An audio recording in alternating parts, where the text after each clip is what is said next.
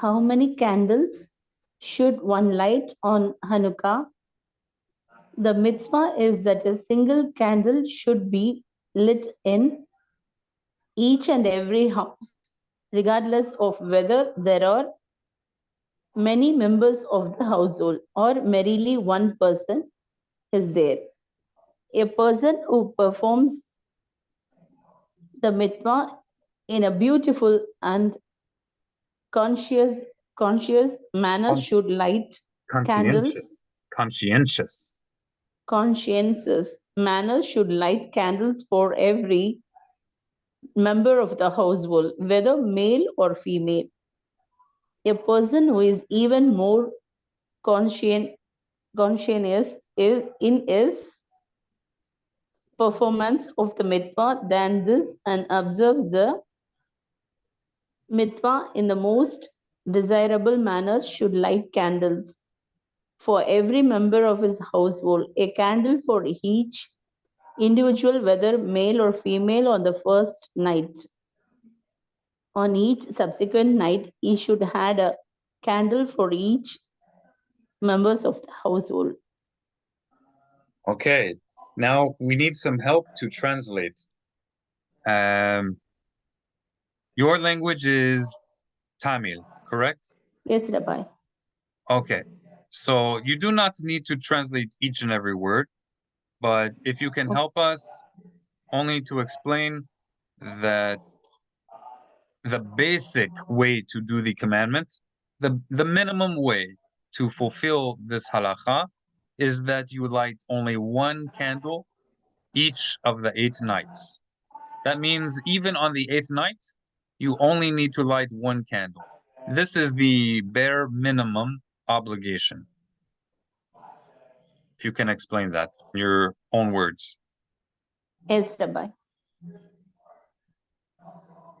Hanukkah இரவுல ஒவ்வொரு வீடுகள்லையும் எத்தனை நபர்கள் இருந்தாலும் ஒரு கேண்டில் ஒவ்வொரு நாளும் ஏத்துனா போதும்.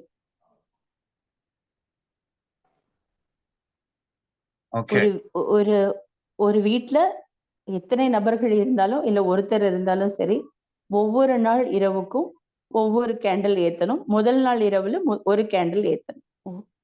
Yes, Rabbi, completed. Okay, so if a person lights only one candle each of the 8 nights, they fulfilled their obligation. We do not have to light more than that. But if someone wants to celebrate Hanukkah and then in an even more beautiful way, then you add even more lights. You light each night the amount of people who live in your house. That's how many candles you light. That's a more beautiful way. Can you explain that? It's not an obligation, but if someone wants to do it, they can do that. Rabbi, you want me to translate that? Yes, please. Yes, please. No. Just the concept. The concept. Yes, Rabbi. ஒவ்வொரு வீட்டுல ஒரு candle ஏத்தினாலே போதுமா, ஒரு விளக்கு ஏத்தினாலே போதுமானது.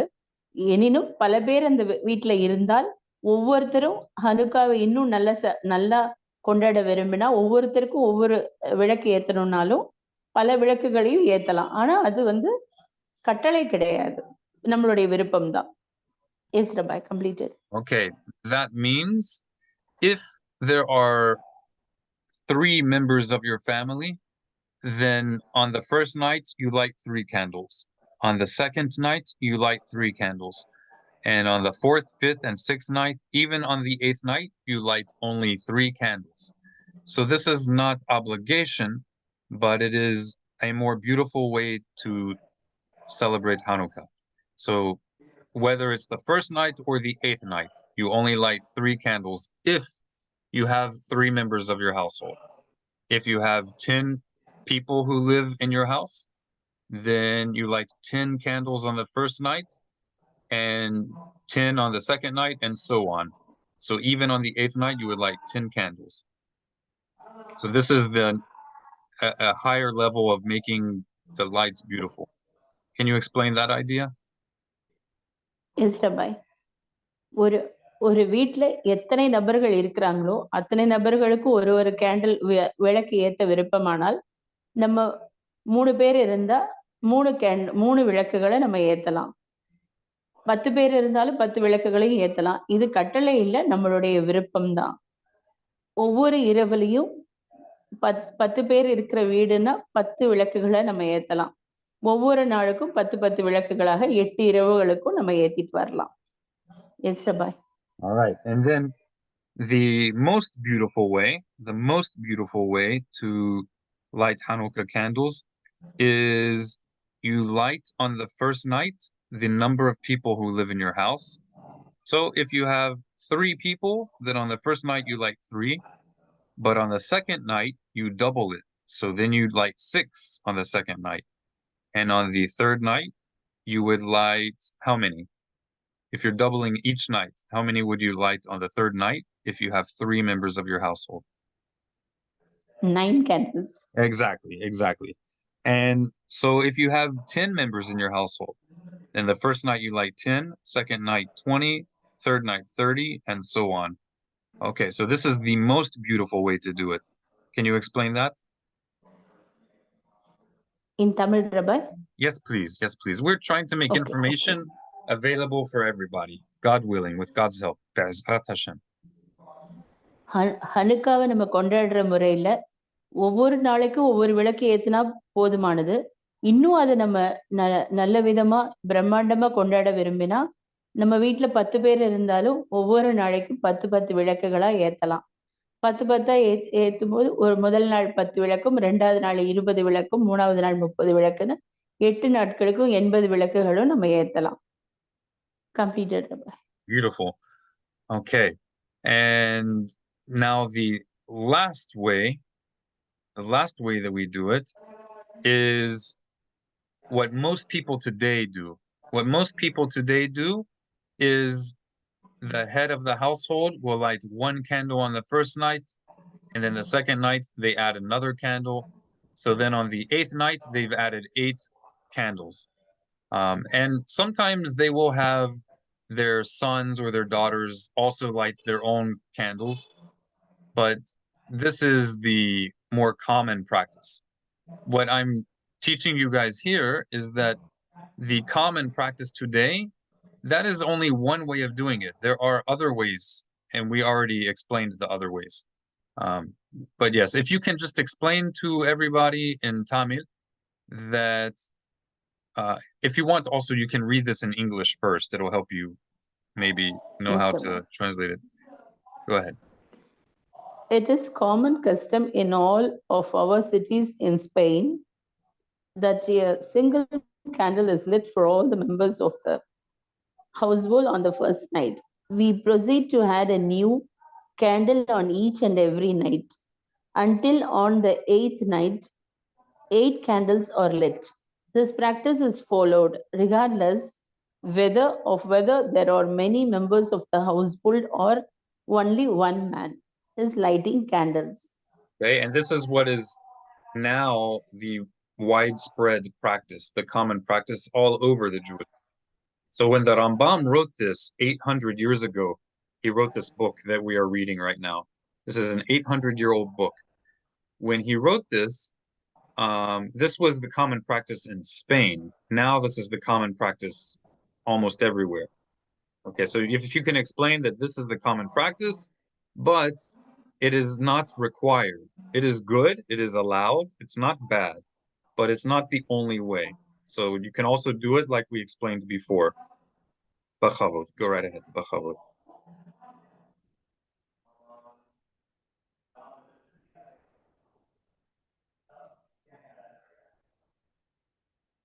If I confused you, let me know if I confused you. No. Rabbi, Tamil? Yes, please. Yes, Rabbi. இது பொதுவாக இப்போ இருந்துட்டு இருக்க வழிமுறைகள் என்னன்னா, ஸ்பெயின் போல எல்லா ஊர்கள்லயும் ஒரு கேண்டில் ஏத்துற முறைதான், ஒரு விளக்கு ஏத்துற முறைதான் இருந்துட்டு இருக்கு. ஒரு வீட்டுல ஒரு மெம்பர் இருந்தாலோ இல்ல பல பேர் இருந்தாலுமே ஒவ்வொரு நாள் இரவும் ஒவ்வொரு விளக்குகள் தான் ஏத்திட்டு இருப்போம். இதுதான் இப்போ பொதுவாக இருக்கிற பிராக்டிஸ், வழிமுறையில இருக்கிற இது. ஒரு வீட்ல பல நபர்கள் இருந்தாலும் ஒருத்தர் இருந்தாலும் ஒரே ஒரு கேண்டில் மட்டும்தான் ஏத்துறது இப்ப வழக்கத்துல இருந்துட்டு இருக்கு. Completed ரபை. Is kula mitzvot. So you explained that this is the most common way it is done today also, yes? Yes, Rabbi. Okay. And you also explained that this way is allowed, but it's not the only way that's allowed. There's many ways. You explained that also? Yes, Rabbi. Is kula mitzvot. God bless you. Thank you. All right. Sipora, welcome.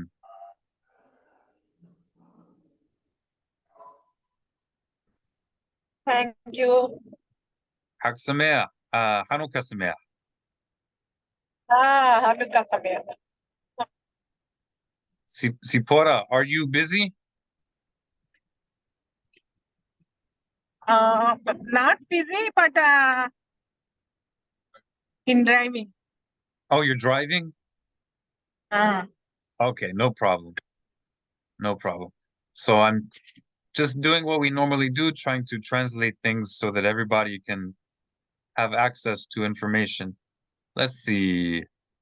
Does anyone here who is not driving or riding, anybody speak Telugu who is able to help us translate? I don't want to make you disturb you while you're driving. Anyone else here speak Telugu?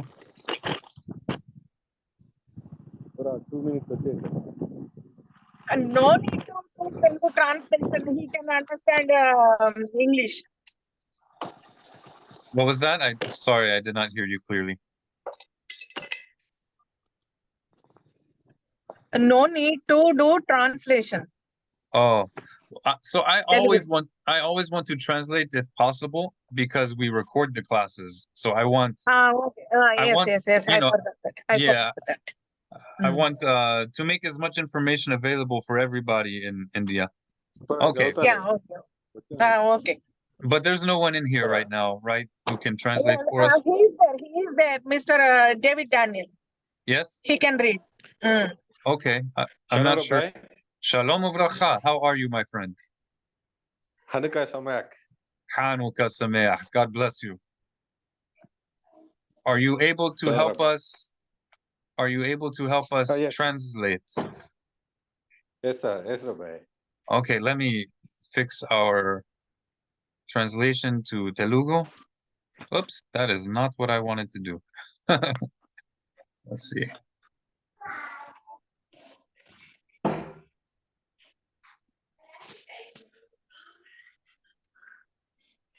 Second. All right. Okay, so there are three parts. If first you can explain in Telugu that there is if you can first explain in Telugu that the popular custom for lighting candles on Hanukkah is a good and beautiful custom, but it is not required. The minimum requirement is to light only one candle each night of Hanukkah. If you can explain that. Okay, sir. Okay, Rabbi. చాణుక్యులపై ఎన్ని కొవ్వు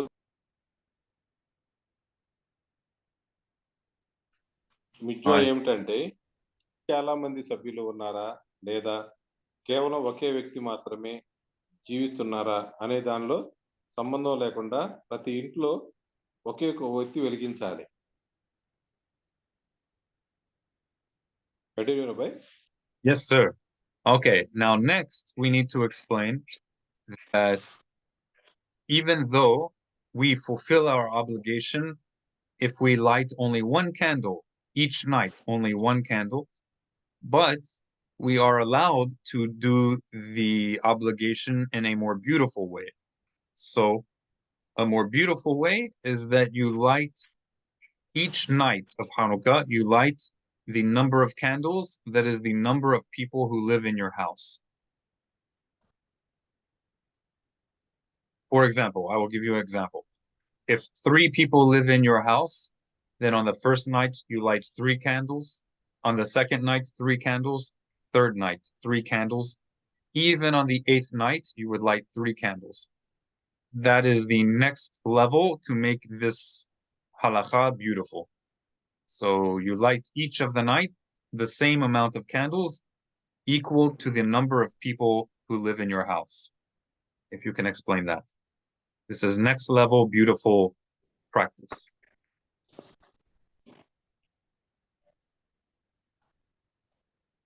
మిత్వాను అందంగా మరియు మనస్సాక్షిగా అనుగుణంగా నిర్వహించే వ్యక్తి మగ లేదా ఆడ అనే తేడా లేకుండా ఇంటిలోని ప్రతి సభ్యుని కోసం కొవ్వొత్తులను వెలిగించాలి. Okay. Did you give an example? For example, if there are 3 people, each of the 8 nights you would light 3. If there are 10 people in your family, each night you light 10 candles. Did you explain like that? In a beautiful way, we can light, if 10 members are in our house, we can light 10 candles. Otherwise, no. Okay. So the idea is that what we're explaining right now, it's not a requirement. This is an option. It's an option. So for example, if you have 10 members who live in your house, 10 people who live in your house, then every night you light 10 candles. You do not add to it or do less. You don't do more or less. Just 10 candles each night. Even on the 8th night, you would light 10 candles.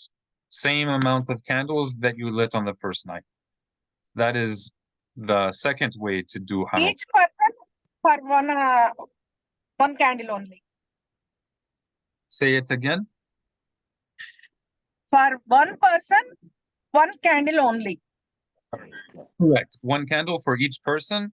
And every night of Hanukkah, you keep it the same number. It does not increase. Okay. Okay? అంటే ఇక్కడ ఏం చెప్తున్నారంటే మనం మనోరాకి ఒకటో రోజు ఒక candle, రెండో రోజు 1-2 క్యాండిల్, మూడో రోజు 1-2-3 క్యాండిల్స్ అలా వెలిగిస్తున్నాం కదా.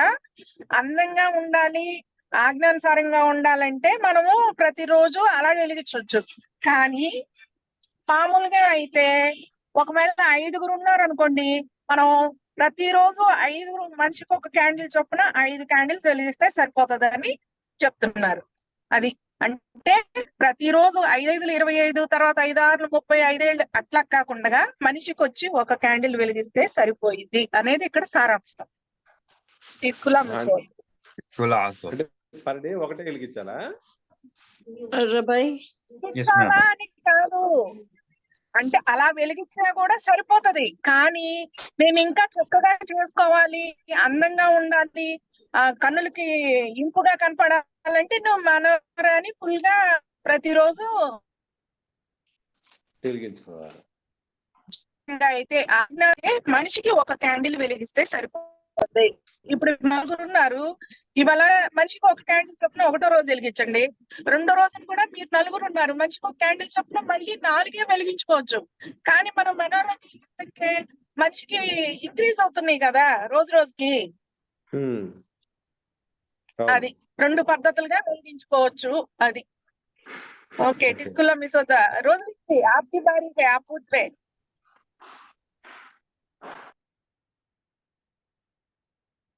Rabbi,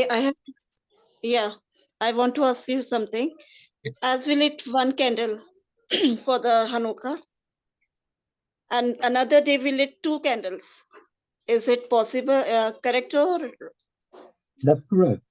What we are learning here right now, we are learning that there is more than one way to do it. So we're just learning different options. We're learning your different voice is not. Oh, my voice Your is voice not is not clear. Oh, Yeah. I will type it to you.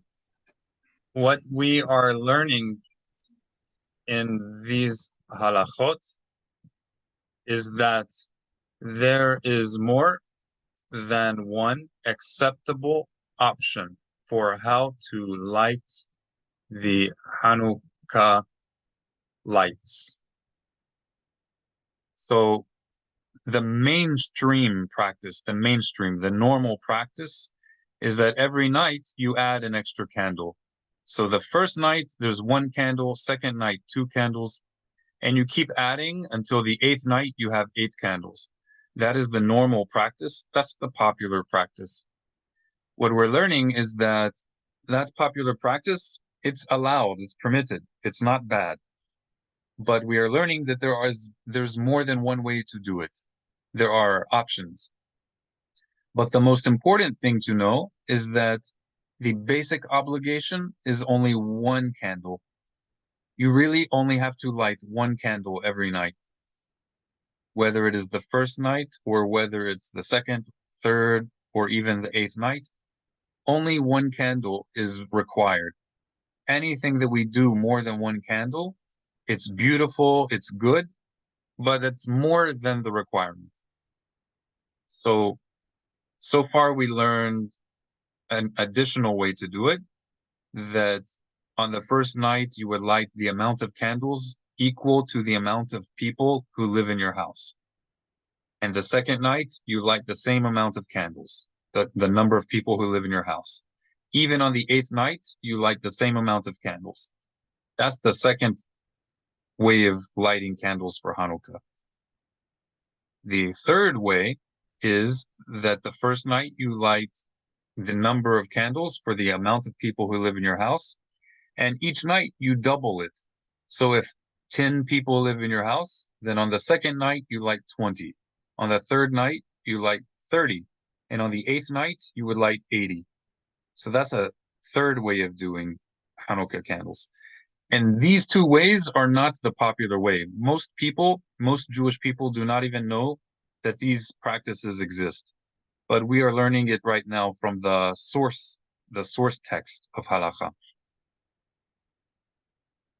Did it make more sense now? If not, please let me know. The No, second it's way, third way and second way, who introduced this? Who said this? This is from the Gemara, from the Talmud. Okay. And the first method? The first method is all from the Talmud. This is అది from మనం మనోరాన్ని వెలిగిస్తాం కదా, ఇప్పటి వరకు మనకు తెలిసిన విధానం ఏంటి? మనోరలాగా మొదటి రోజు 1 క్యాండిల్, రెండో క్యాండిల్, మొదటి రోజు క్యాండిల్ అట్లా ఇంక్రీజ్ చేసుకుంటూ వెళ్తా ఉంటాం కదా. అది అది కూడా తాల్ముద్లో నుంచేను.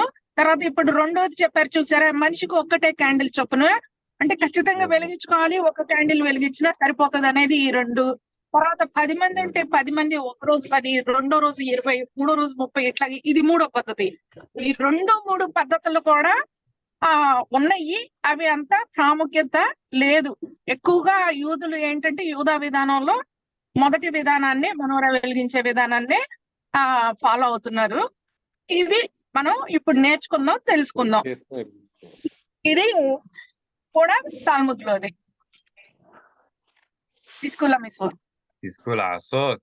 And so we see in the next halakha, in halakha number 3, here we find the origin for the popular practice today. So we have to remember, when the Rambam wrote the Mishneh Torah, which we are reading right now, this was about 800 years ago. 800 years ago, the majority of Jews were Middle Eastern Jews and Jews of Spain. The Rambam was born in Spain, and he lived all over North Africa, and he lived in Israel also, and then he moved to Egypt. What we learn here in the third halakha is that the practice that's common today, what everybody thinks is the only way to light the candles, we are learning that this is actually a custom that originated from Spain. And it's allowed, it's not bad. But it's important for us to learn how our practices, how Jewish religion developed. So even though this custom is widespread, it's very popular, but it's not the only way that's allowed. There's more than one way that's allowed. And you have options. Our sages did not require that everybody do everything exactly the same. They gave us options. Does anyone have any questions?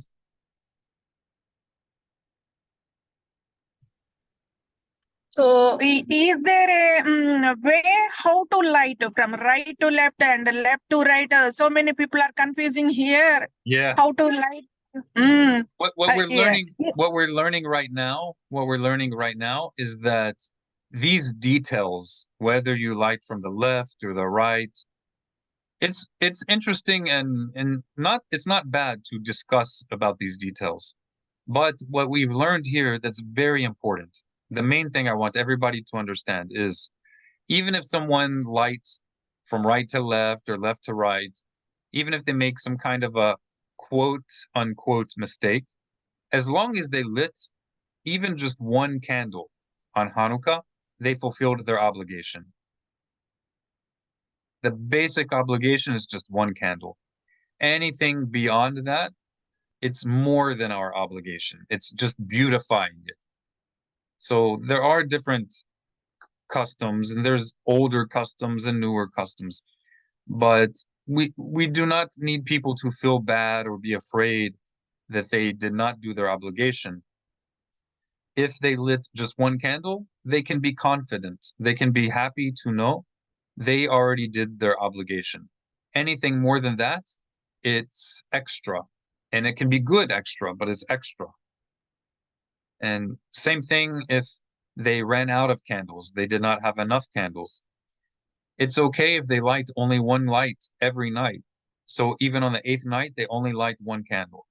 If they don't have enough money for many candles, it's okay. Just light one candle. It's all right. No big deal. This is the main thing I want everybody to understand.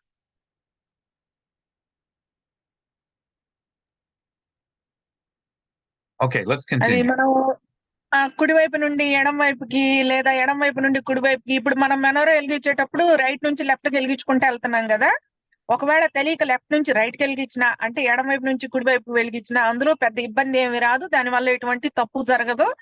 కానీ మనం మనోరాకి అన్ని candles వెలిగించినా లేకపోతే రోజుకి మనిషికి ఒక్కటి చొప్పున candle వెలిగించినా మనం ఇక్కడ ఏం చేస్తున్నాం అంటే ఆ రోజు జరిగిన సంఘటనని మనం గుర్తు చేసుకుంటా మనము ఇచ్చిన ఆజ్ఞానుసారంగా ఆ పద్ధతిని ఇక్కడ నెరవేరుస్తున్నాం అన్నమాట.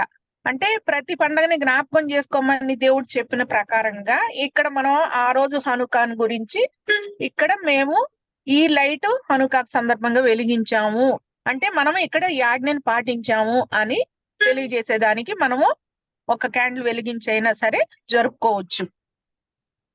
All right. I don't know what you just said about me, but I like it.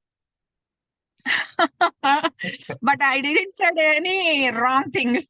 I'm just joking. I'm just being silly. Okay, Sipora, would you like to read the next halakha?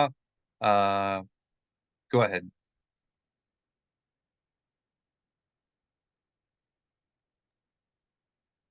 Which one? Third one? Yes, ma'am. Spain లోని మన అన్ని నగరాల్లో మొదటి రాత్రి ఇంటి సభ్యులందరికీ ఒక కొవ్వొత్తి వెలిగించడం సాధారణ ఆచారం. 8వ రాత్రి 8 కొవ్వొత్తులు వెలిగించే వరకు మేము ప్రతి రాత్రికి కొత్త కొవ్వుని జోడించి కొనసాగిస్తాం. ఇంట్లో చాలా మంది సభ్యులు ఉన్నారా లేదా ఒక వ్యక్తి మాత్రమే అనే దాంతో సంబంధం లేకుండా ఈ అభ్యాసం అనుసరించబడుతుంది. Okay. Do we have anyone who would like to translate the third halakha to Hindi, Urdu, or to Tamil?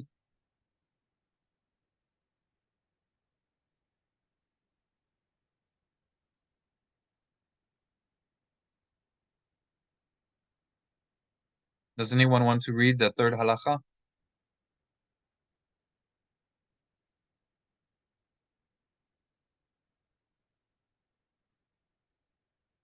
All right, let's continue. Who would like to read the fourth halakha? Going once, going twice. Shall I, Rabbi? Yes, please, Bachavod. When a candle holder has 2 openings, it can be counted for 2 individuals. The following rules apply when one fills a bowl with oil and surrounds it with wicks. if one covers it with a utensil, each of the wicks is considered to be a separate candle. If one does not cover it with a utensil, it is considered to be a large fire, and it is not counted even as a single candle. Okay. So does anyone notice something unusual about this halakha?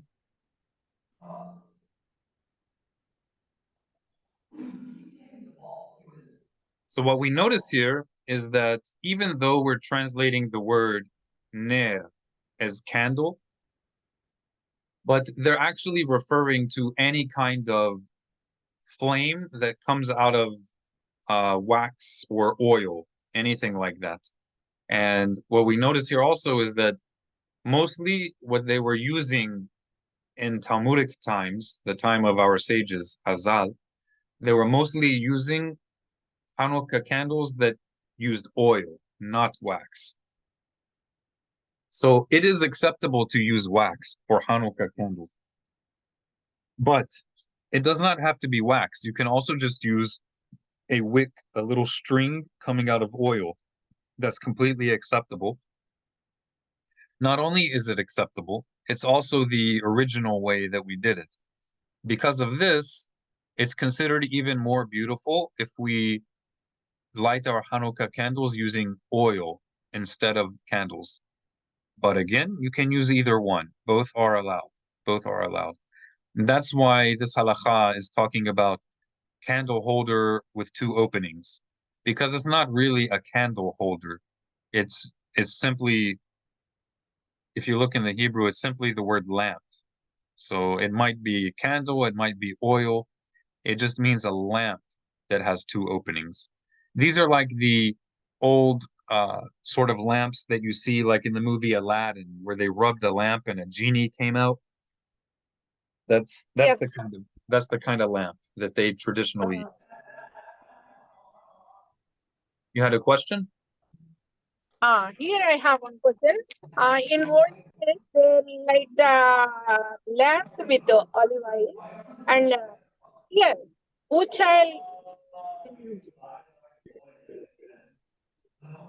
I'm sorry, I did not hear you clearly.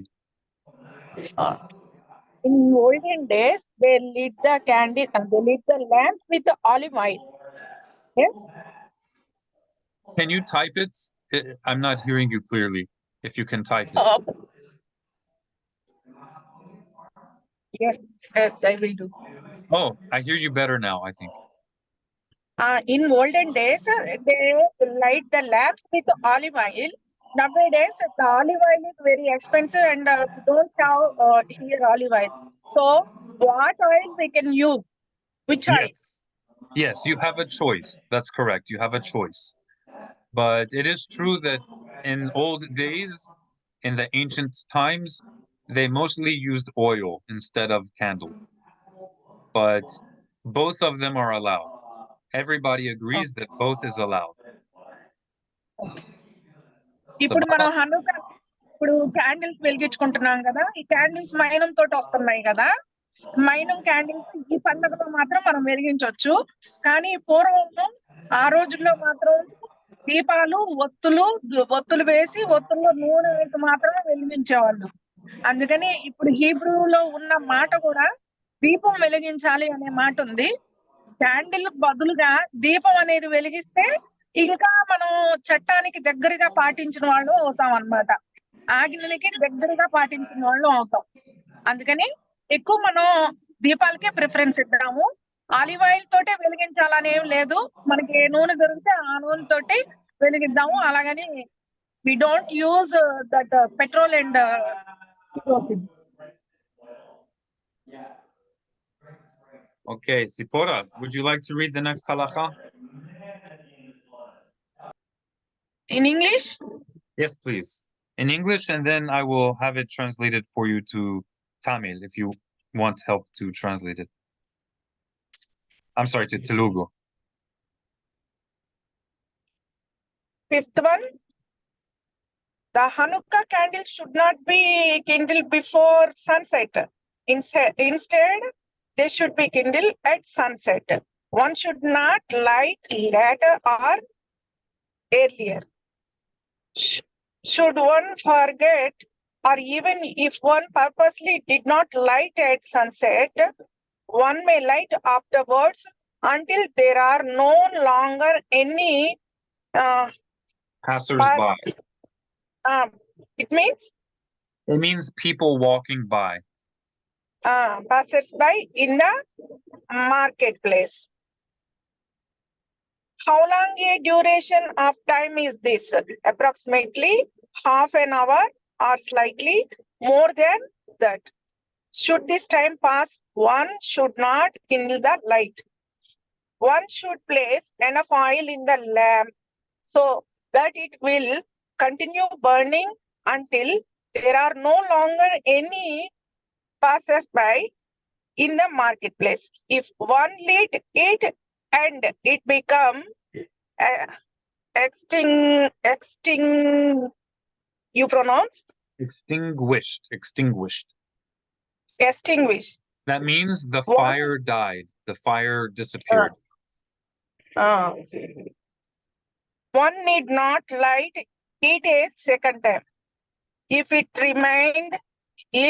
remained burning until there are no longer passers-by in the marketplace, one may extinguish it or remove it if one desires. Okay. This is a lot. Number one. David భాయ్ తెలుగులో చదువు, నాకు చదవటానికి కష్టంగా ఉంది కానీ. Go ahead, Bakhavov. Go ahead.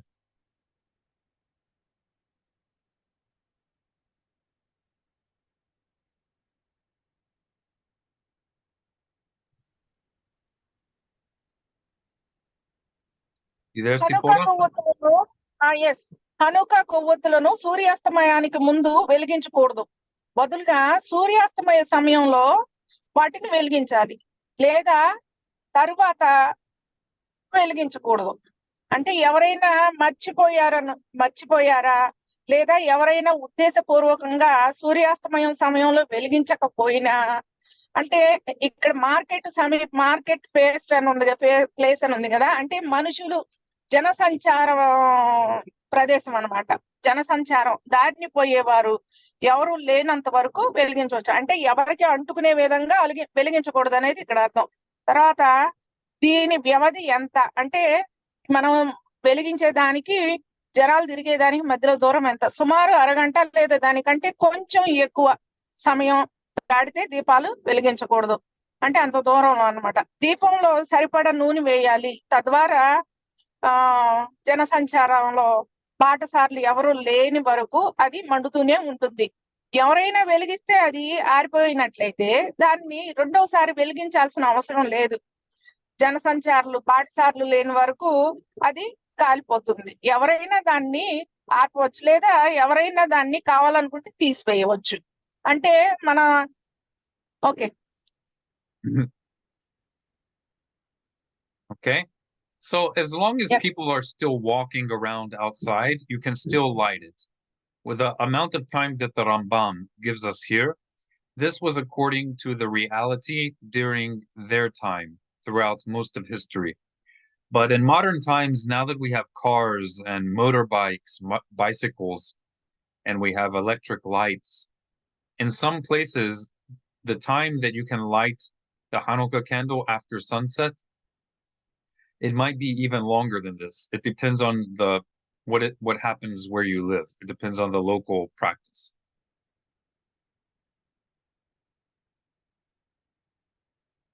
Make sense? Understand? Yes. Okay. Would anyone like to translate this halakha into Tamil? Sonia, you with us? Yes, Rabbi. Okay. Did you understand what we read so far? Yes, Rabbi. Okay, I'm gonna put this in Tamil if that will help you, and feel free to translate for us. Be'ezrat Okay, Hashem. Rabbi. Tizkula mitzvot. அணுக்கா விளக்குகளை சூரிய அஸ்தமனத்துக்கு முன்னாடி ஏற்றக்கூடாது. சூரிய அஸ்தமனத்துக்கு அப்புறம் உடனடியாக ஏத்தலாம். சூரிய அஸ்தமனமாயி ஜன நடமாட்டம் எல்லாம் அடங்குற வரைக்கும் இல்லாம அதற்கு முன்கூட்டியே ஏத்திரணும். ஒருத்தர் மறந்துட்டு தாமதமா விளக்கை ஏத்தினாலும் ஜன நடமாட்டம் இருக்கிற வரைக்கும் எப்ப வேணாலும் ஏத்தலாம்.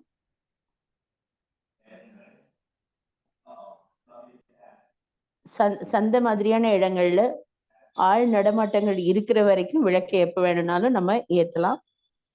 விளக்குல எண்ணெயை தேவையான அளவுக்கு நிறையவே வச்சிருந்தாலும் எவ்வளவு நேரம் எரியுதோ அவ்வளவு நேரத்துக்கு எரியலாம்.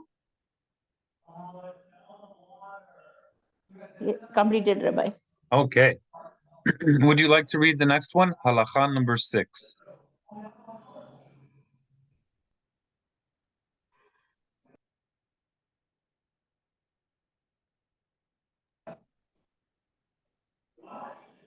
All oils and all wax are acceptable for use in the Hanukkah lamps, even those oils that are not drawn after the wax Wick. and even the wick is the string. Wick. The wick is the little bit of string that comes out of the oil or out of the candle. That piece of string is called the wick, what the fire eats. Okay, Rabbi. And even those wick that do not hold the light well. Even on the Shabbat nights on Hanukkah, it is permitted to light with oils and wick that are forbidden to be used for the Sabbath lights. The reason for this leniency is that it is forbidden to use the Hanukkah candles for one's own purpose, whether on the Shabbat or on a weekday. It is even forbidden to use their light to inspect or count coins. Okay. If you want, you can summarize this in Tamil. You do not need to translate every word, just the basic idea. Maybe just that you can use any kind of oil or any kind of wick. It all is acceptable for Hanukkah. All types of oil. Go ahead. எந்த விதமான எண்ணெயோ இல்ல நெருப்பு கங்குகளோ Hanukkah விளக்குகளை ஏத்துறதுக்கு நம்ம use உபயோகப்படுத்தலாம். All right. And the reason it's allowed, any type of oil is allowed, is because we're not allowed to use the light of the Hanukkah candles for any purpose, whether on Shabbat or during the regular weekday. We're only allowed to see the Hanukkah candles in order to publicize, to make public the miracle of Hanukkah. That's the only purpose. For that reason, it can be used from any kind of oil, because don't play with the lamp. If we could use the lamp to read books, if we could use the light of the Hanukkah lamp to eat, if we need the light to do things, then it would be forbidden to use certain types of oils. But because we're not allowed to use the Hanukkah light for any other purpose except to publicize the miracle, because we're only allowed to use it to publicize the miracle, then we're not worried that we will move the candle around and play with the fire. That's the reason. Because on Shabbat, we're not supposed to move things that have fire on them. Yes, it means we don't use the light of the Hanukkah lamps for reading or some purpose. Personal use. Correct. It's only supposed to be used to make public the miracle. Yes. And that's different from a regular Shabbat candle. Regular Shabbat candle, the purpose is so that we can use the light to eat food, to do anything. But the Hanukkah candle is different. But in Sabbath candles, Sabbath lights also we can't do. Once we lit the candles, we can't do the candles. That's correct. Is it right? That's correct. However, it's different from Hanukkah candles because with the Shabbat candles, you're correct that we're not supposed to move it. But the difference is that Shabbat candles, we are not allowed to use all types of oil or all types of wicks. For Shabbat candles, there are certain kinds of oil that we can use and some types of oil that we cannot use. But for Hanukkah, we can use any type. Any type. The reason that the candles of Shabbat have to be certain type of oil and a certain type of wick, the reason is because the Shabbat candle, we do use it to read or to eat. And because we can use the Shabbat candle to eat or to read or other things, for that reason, our sages want the oil to be a kind of oil that burns in a steady way, in a consistent way, that it's a good, strong light. Because if we used oil that does not burn in a good way, we might try to play with the fire to make it burn better, and that's not allowed on Shabbat. Does it make sense? I know I'm talking a lot. Yes. No. So ఇప్పుడు because మనం go ahead. మనం హనుకా candles వెలిగించామంటే అది ఏ నూనెతోటైనా candle తోటి అంటే ఏ మైనం తోటి చేసిన candle అయినా వెలిగించుకోవచ్చు, లేదా ఏ నూనె పోసిన దీపాలతోటైనా హనుకా లైట్స్ వెలిగించవచ్చు. కానీ ఆ హనుకాకి వెలిగించిన ఆ క్యాండిల్ గాని దీపం గాని వెలుతురులో మనము ఎటువంటి పనులు చేయకూడదు. అంటే చదవటము, లేకపోతే అది ఏదన్నా ఏదన్నా చూడటం కోసం ఆ లైట్ ను ఉపయోగించుకోవటం అలాంటివి చేయకూడదు హనుకా దాంట్లో, హనుకాకి వెలిగించిన క్యాండిల్ లైటింగ్ లో.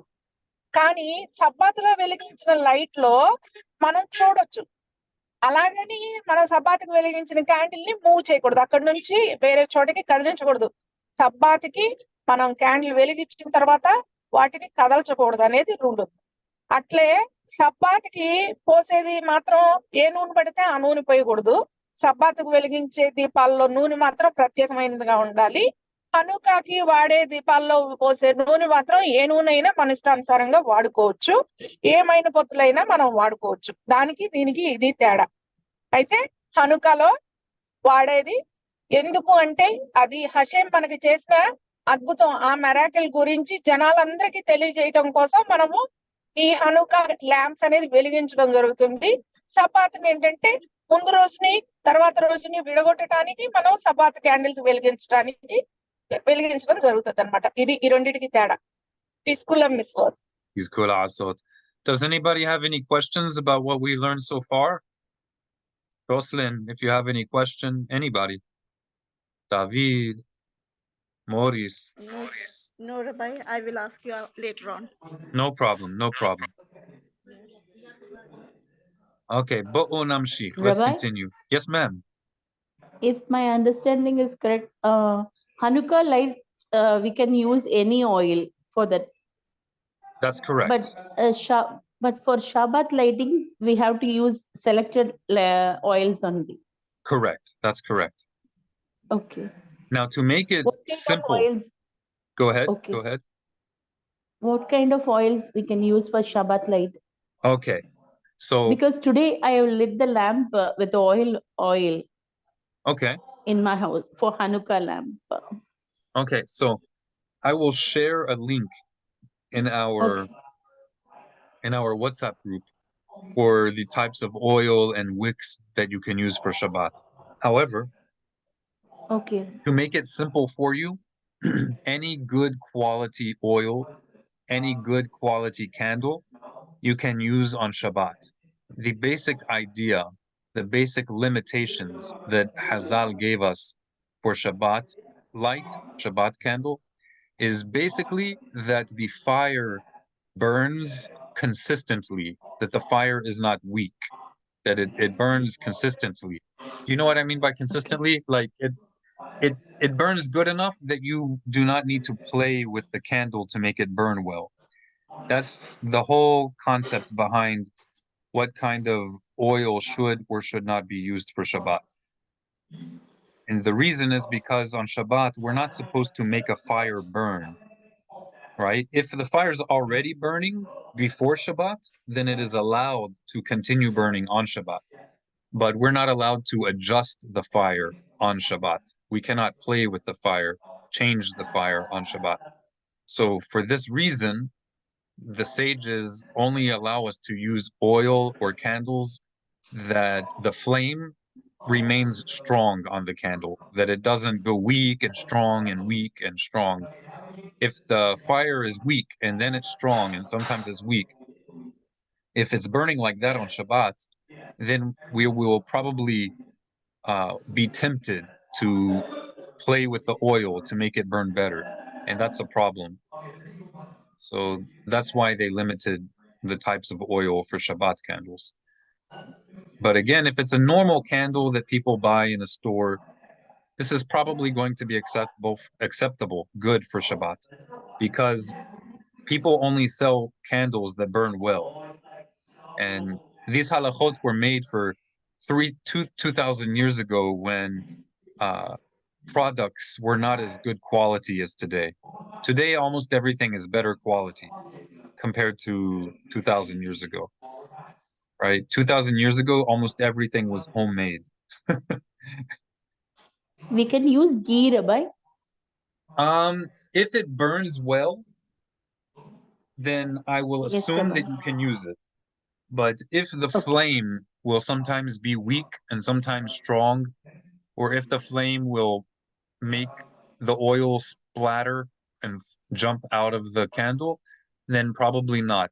So it depends on how the flame burns. If the flame of the fire is burning in a steady way, in a steady manner, then it's probably okay. Okay. Does it make sense? Do you get the basic idea? The basic idea is that whatever oil we use, it should burn in a steady, calm way. The fire should be calm. It shouldn't be going big and small. It should not be changing. Right? If it's a kind of oil that makes the flame of the fire jump and all kinds of stuff, that's not good. Not good oil. Beseder? Beseder. All right. Bo'u namshich. Let's continue. Bo'u namshich. Let's see. What language is this? This is Telugu over here, right?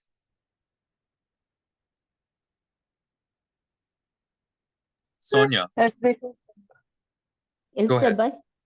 Can you translate to Tamil the concept that we just learned? Yes, The Rabbi. basic idea? Okay. நம்ம அணுக்கா விளக்க ஏத்துறதுக்கு எல்லா விதமான எண்ணெய்களையும் உபயோகப்படுத்தலாம். அந்த அந்த எண்ணெய் நல்லதாகவும் சிறந்த முறையில விளக்கை எரிய வைக்கக்கூடியதாகவும் இருக்கணும். அது சீக்கிரத்துல அணையாமலும் அதிகமாக கொழுந்து விட்டு எரியாமலும் அமைதலாக சரியான முறையில அளவா எரியக்கூடிய எண்ணெயாக நல்ல தரமுள்ள எண்ணெயாக இருக்கணும். ஷாபாத் விளக்குகளை ஏத்துறதுக்கு விளக்கப்பட்ட எண்ணெய்களை கூட இதுக்கு உபயோகப்படுத்தலாம். ஆனா அந்த எண்ணெய்கள் தரமுள்ளதா நல்லதாக இருக்கணும். Yes, Rabbi, completed. Tizkula mitzvah. Would you like to read halacha number 7?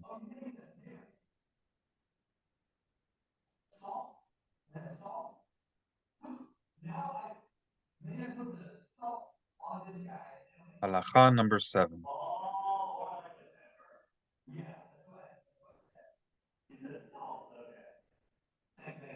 Shall I, Rabbi? B'chavod. It is a mitzvah to place the Hanukkah lamp at the outside of the entrance to one's home, within the hand breadth. That means is close. Hand breadth is the size of the width of your hand. So if you put your fingers together, a hand breadth is the size from one side to the other of your hand. That's a hand breadth.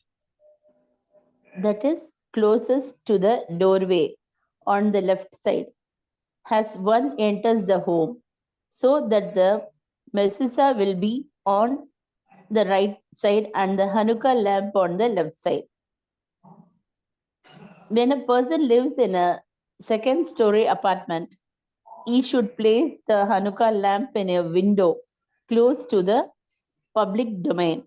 If a person places a Hanukkah lamp more than 20 cubits above the ground, His actions are of no consequence because the lamp does not attract attention at the height.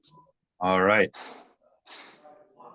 Okay, now تترجمي لتامل بفكشة. ترجمي means translate in Hebrew. تترجمي. Yes, Rabbi. Rabbi, can you explain it? Sure. What do you have a question about? Which part? It is a myth.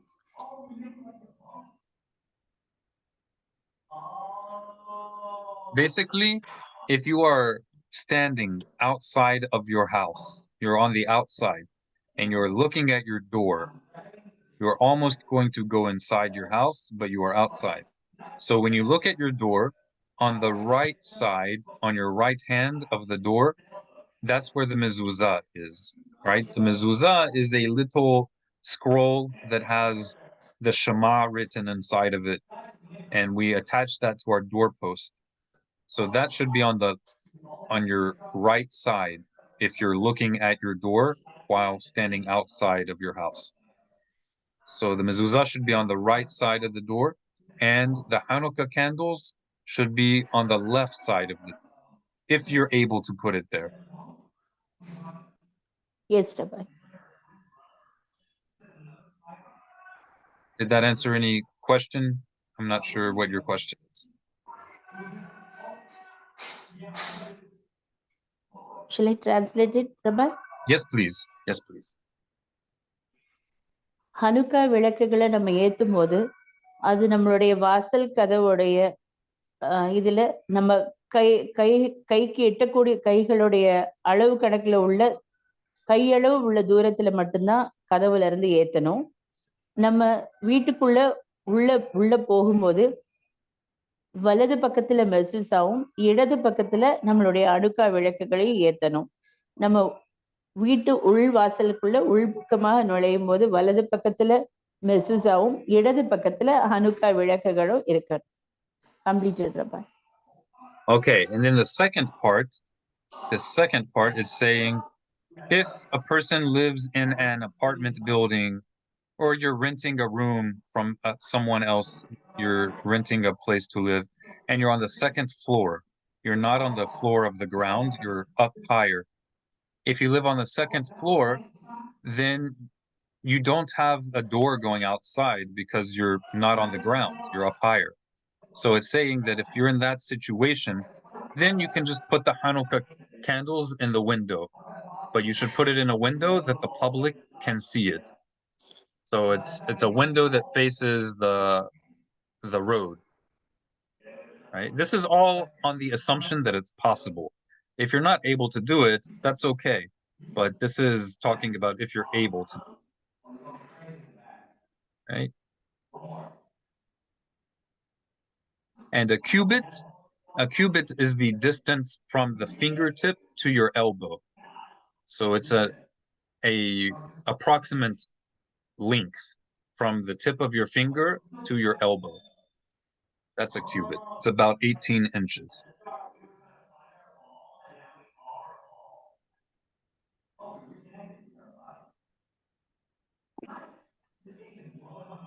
Okay, Telugu. Yes, please. ఈ హనుక మా లైట్లు మనం ఎటువైపు వెలిగించాలంటే ఇంట్లో నుంచి బయటకు వస్తుంటే మనకి కుడి వైపున వెలిగించాలి. ఆ ఎడం వైపున మనకి మనోరా వచ్చింది మెజుజా ఉంటది. మనం ఒకవేళ ఇంట్లో నుంచి బయటకు వస్తుంటే కుడి వైపునేమో హనుక క్యాండిల్స్ వెలిగించుకోవాలి, ఎడం వైపున మెజుజా ఉండిద్ది. అదే బయట నుంచి లోపలికి వస్తుంటే మనకి కుడి వైపున మెజుజా ఉండిద్ది, ఎడం వైపున హనుక క్యాండిల్స్ వెలిగించుకోవచ్చు. అది మన ద్వారబంధానికి ఒక జాన దూరంలో ఈ హనుక క్యాండిల్స్ వెలిగించుకోవాలి. ఇవి బయటకు కనపడేట్టుగా పెట్టుకోవాలి. ఇది మొదటి అంతస్తులో గాని మనం ఉంటున్నట్లయితే. అదే రెండో అంతస్తులో ఉంటే మనము కిటికీలో జనాలందరికీ కనపడే విధంగా ఇది వెలిగించుకోవచ్చు. ఖచ్చితంగా ఒక 20 అంగుళాలు పైన ఉండేట్టుగా పెట్టుకోవాలి ఈ హనుక్క క్యాండిల్స్ ఏవైనా. ఎందుకంటే కిందకి పెట్టుకుంటే ఈ లైట్ అనేది బయట ఎవరికి కనపడదు. ఎవరికి కనపడకపోతే మనము ఏం చేసామనేది తెలీదు. అదే ఈ లైట్ కిటికీల్లో నుంచి బయట కనపడదంటే వాళ్ళు చూసి మనల్ని అడిగే అవకాశం ఉంది. ఏంటి మీరు అక్కడ క్యాండిల్ వెలిగించుకున్నారంటే, ఇదిగో మాకు ఇలా హనుకా జరిగింది, అటువంటి గొప్ప అద్భుతం జరిగింది, అందుకు గుర్తుగా మేము ఇప్పుడు ఈ హనుకా మెనోరా వెలిగించుకుంటున్నాం, ఈ లైట్లు వెలిగించుకుంటున్నాం అని చెప్పే ఛాన్స్ ఉంది. కాబట్టి 2వ అంతస్తులో ఉంటే కిటికీలో వెలిగించుకోవచ్చు. మొదటి అంతస్తులో గాని గ్రౌండ్ ఫ్లోర్ లో గాని ఉంటే ద్వారబంధానికి కుడి వైపున ఒక జాన్ దూరంలో వెలిగించుకోవచ్చు. తీసుకులా మిస్ అవుతుంది. Is good also. Sonia, did you get the basic idea of this? Yes, Rabbi. Okay, can you, if you have strength, I don't want to drive you crazy. If you have strength, I don't remember, did you translate this to Tamil or not? I don't remember. Second para, I didn't translate the second para, Rabbi. First para I have translated. Second Okay, para. if you can explain the second paragraph. So, Yes, Rabbi. and you don't have to do everything, just the basic idea that if you do not live on the ground floor, if you live higher up, then it is sufficient, it's enough if you put it in the window, but you put it in a window that people who are walking on the road can see the candle, right? So Yes, you don't Rabbi. want to put it on a back window, you want to put it in a front window that people can see. Yes, Rabbi. All right. Kol hakavod. Tizkol mitzvot. ஒருவர் தரைதளத்துல இல்லாம மேல் மாடியில வசிச்சுக்கிட்டு இருந்தாருன்னா அவர் Hanukkah விளக்குகளை வந்து வாசல்ல ஏத்த முடியாத பட்சத்துல ஜன்னல்லையும் ஏத்தலாம். அந்த ஜன்னல் தெரு வழியா போறவங்க மற்றவர்கள் பார்க்கக்கூடிய வகையில இருக்கக்கூடிய ஜன்னலா இருக்கணும். பின் அடுத்தவர்கள் காணக்கூடிய அளவுல அந்த ஜன்னல்ல அந்த விளக்குகளை ஏத்தணும். அந்த விளக்கை ஏத்த வேண்டிய உயரம் வந்து 18 இன்ச்சுக்கு இருக்கணும். 18 அடி உயரத்துல இருக்கணும். 20 இதுக்கு தாண்டாத அளவுக்கு அந்த விளக்குகளை வந்து அந்த உயரத்துல வச்சு நம்ம ஏத்தணும். அப்போதான் எல்லாரும் அதை பார்க்க முடியும். Completed, Rabbi. Okay. While we have it in Tamil, if you want, we can go ahead and read halakha number 8. Halakha number 8. Shall I? Yes, please. In a time of danger, a person may place a Hanukkah lamp inside his house, even if he lit it on his table, it is sufficient. Therefore, another lamp must be burning in the house to provide light for one's activities. Mundane. Mundane If means your fire- regular activities. Okay.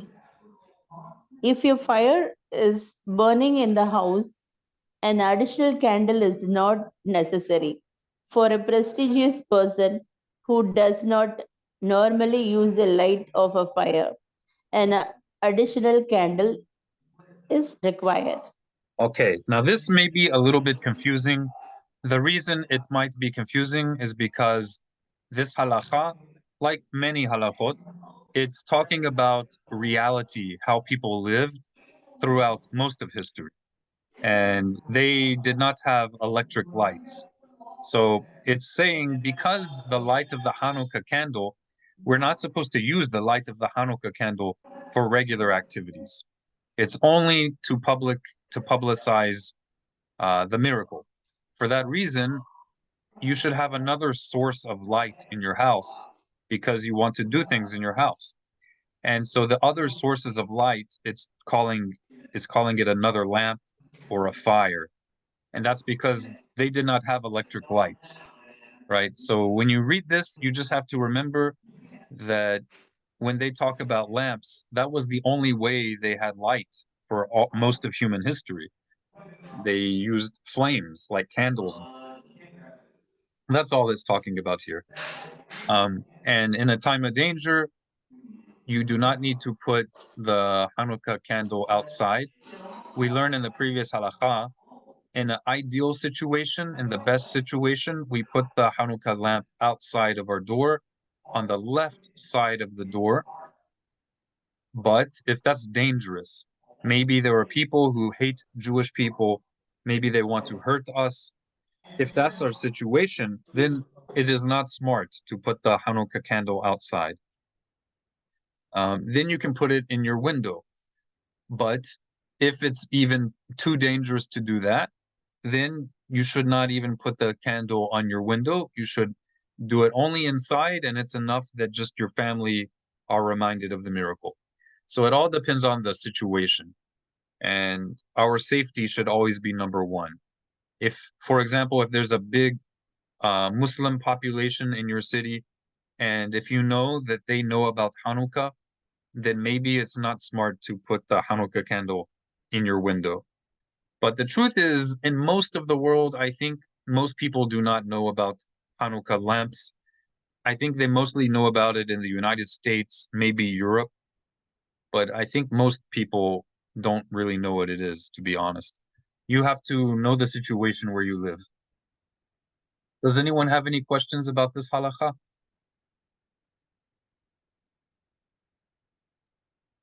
No. No?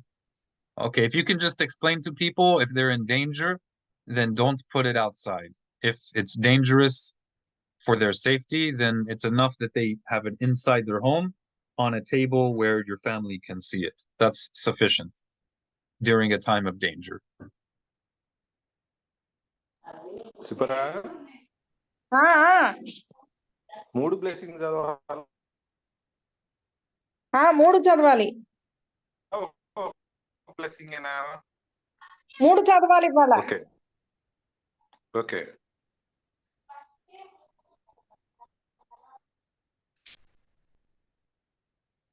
Okay, someone wrote a message here, and I'm not sure what they said, so I'm going to translate it real fast. Let's see.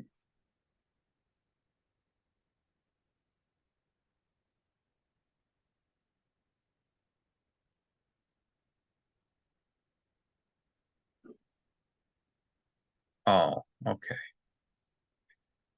No problem. See, you guys, someone said, thank you.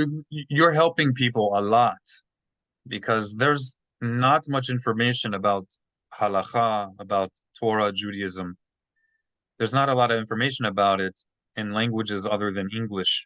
It's mostly just Hebrew and English, maybe some in Spanish, but every other language on earth does not have a lot of information. So you guys are actually doing a huge mitzvah.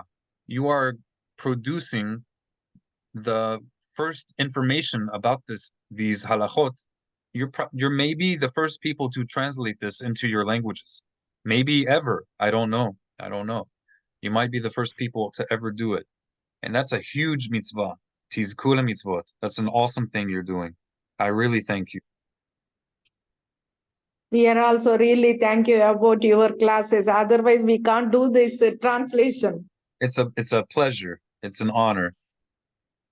אני שולח לכם חיבוק חזק מאוד, מכל הלב. I'm sending you a big hug from all my heart. Thank you, thank you.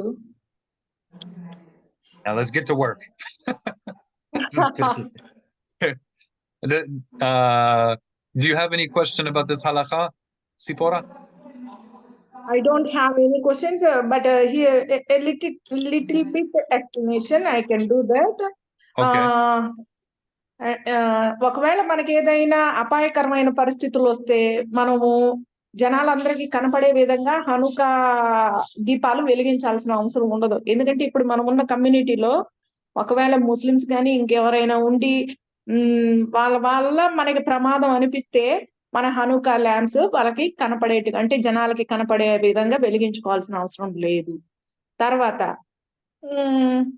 ఎవరి నుంచైనా ఆపద వస్తే ఏదైనా ఆపద అభ్యంతరమైన పరిస్థితులు వస్తే మనము మన హనుకా క్యాండిల్స్ ని దీపాలని జనాలకి అందరికీ కనిపించే విధంగా వెలిగించాల్సిన పని లేదు. అది ఇక్కడ చెప్పబడింది.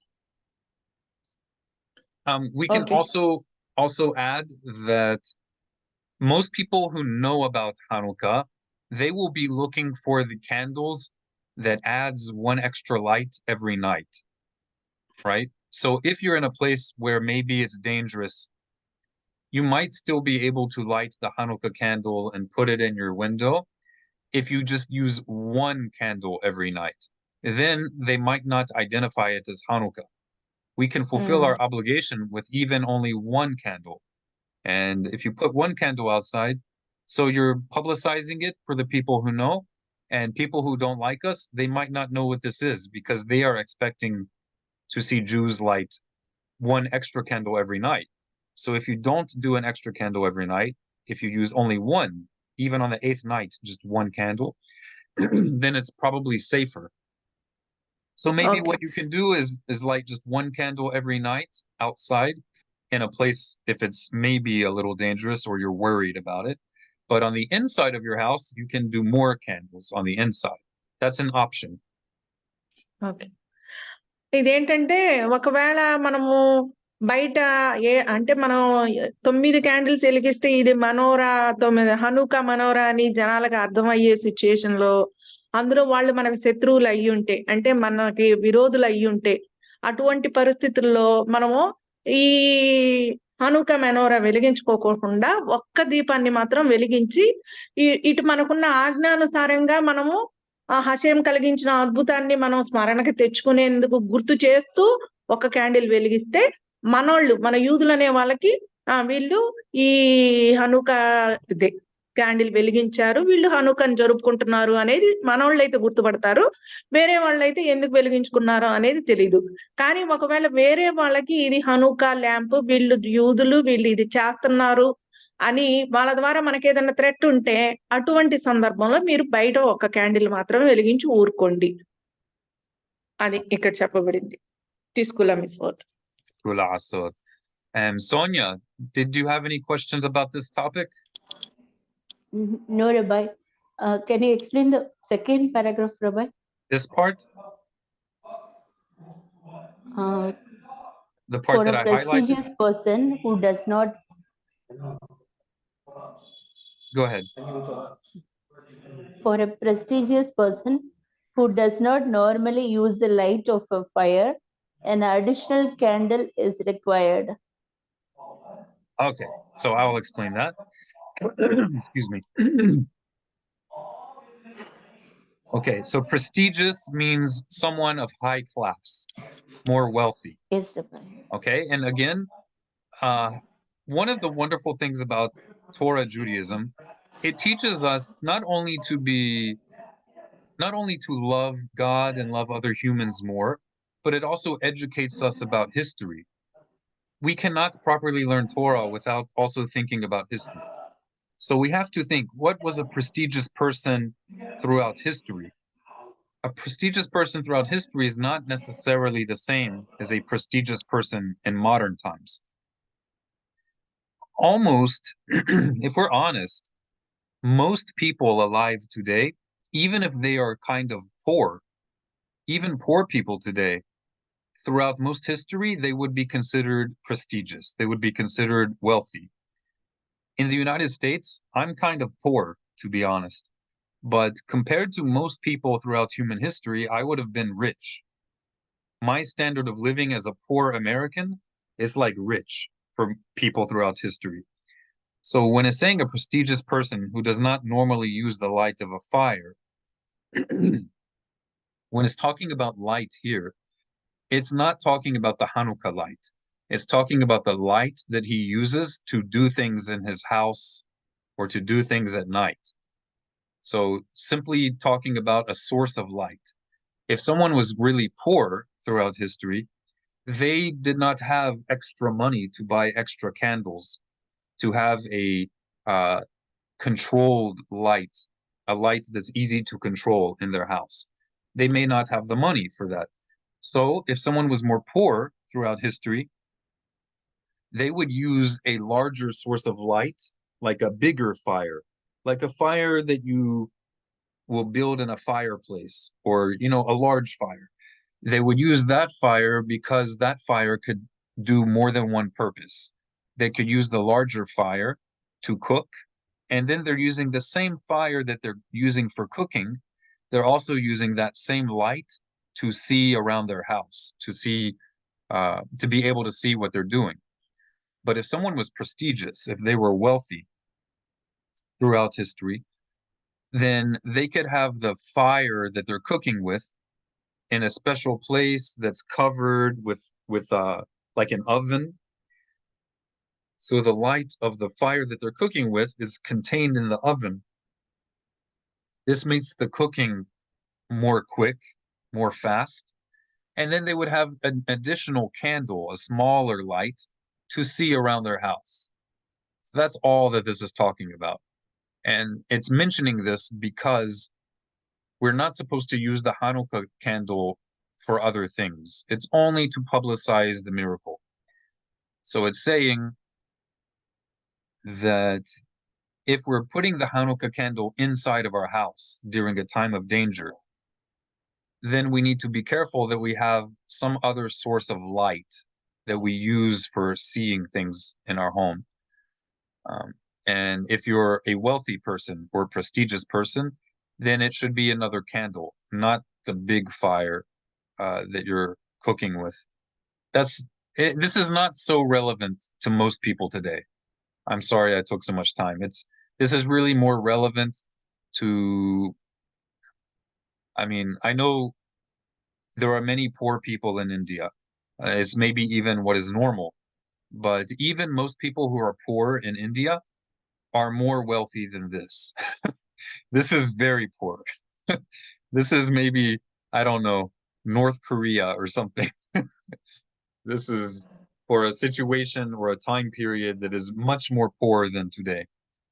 So what's relevant for us is if we're in a time of danger and we have the Hanukkah light inside of our house, all that's important to know is that you should also have a light bulb that we can benefit from the light of the light bulb, the electric light bulb. That's all that we need to know. Did that make more sense? I know I talked a lot. Please interrupt me if you have more questions. Do not be afraid to interrupt. Thank you, Rabbi. Did it make more sense? Yes, Rabbi. Maybe only more confusing. I don't know. Less is more. Okay. Let's continue. Go ahead. Did somebody have a question? Yeah. What's that in the bracket? Mundane. Mundane? Mundane yeah. is a more fancy way of saying normal or regular. We also say this in Havdalah. If we translate Havdalah to English, we say, Baruch hamavdil ben Kodesh lahol. Worshipful or blessed is he who separates between Kadosh, Kodesh, which is holy, and Hol, which is mundane. Kadosh is something that is separate from normal things. So Shabbat is Kadosh, the time of Pesach is Kadosh, the Sefer Torah is Kadosh. Mundane would be like the opposite of holy.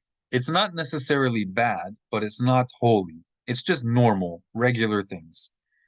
So mundane activities means like cooking, regular cooking, or playing with your children on the floor, or I don't know, washing your hands or going in the bathroom to use the bathroom. These are mundane activities. They're regular activities. So mundane does not mean unholy in a bad way. It just means that it's nothing special. That's mundane. It's a fancy way of saying regular. Mundane. All right, bo'u namshich.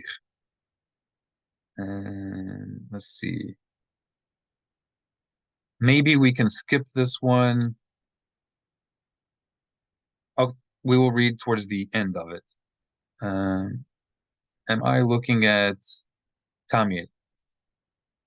Sonia, can you translate or first read in English this part in the blue? Which one, Rabbi? First the English and then explain in Tamil. Yes, Rabbi.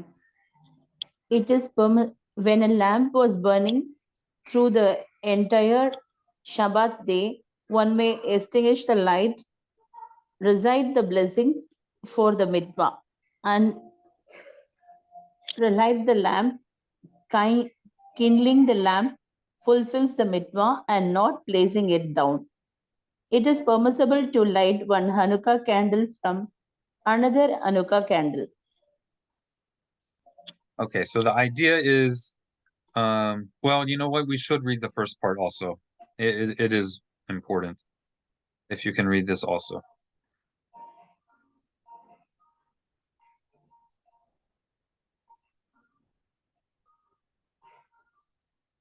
Go ahead. A Hanukkah lamp that was kindled by a deaf, mute, a mentally incapable person, a minor, or a Gentile is of no consequences. It must be kindled by a person who is obligated to light it. Okay, if you can translate that.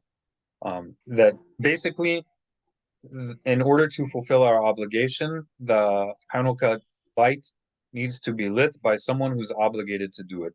So it should be someone who is Jewish. And if the person has not yet converted, if they've not yet officially become Jewish, but they want to be Jewish, then they are not a regular kind of non-Jew. They are not a regular Gentile.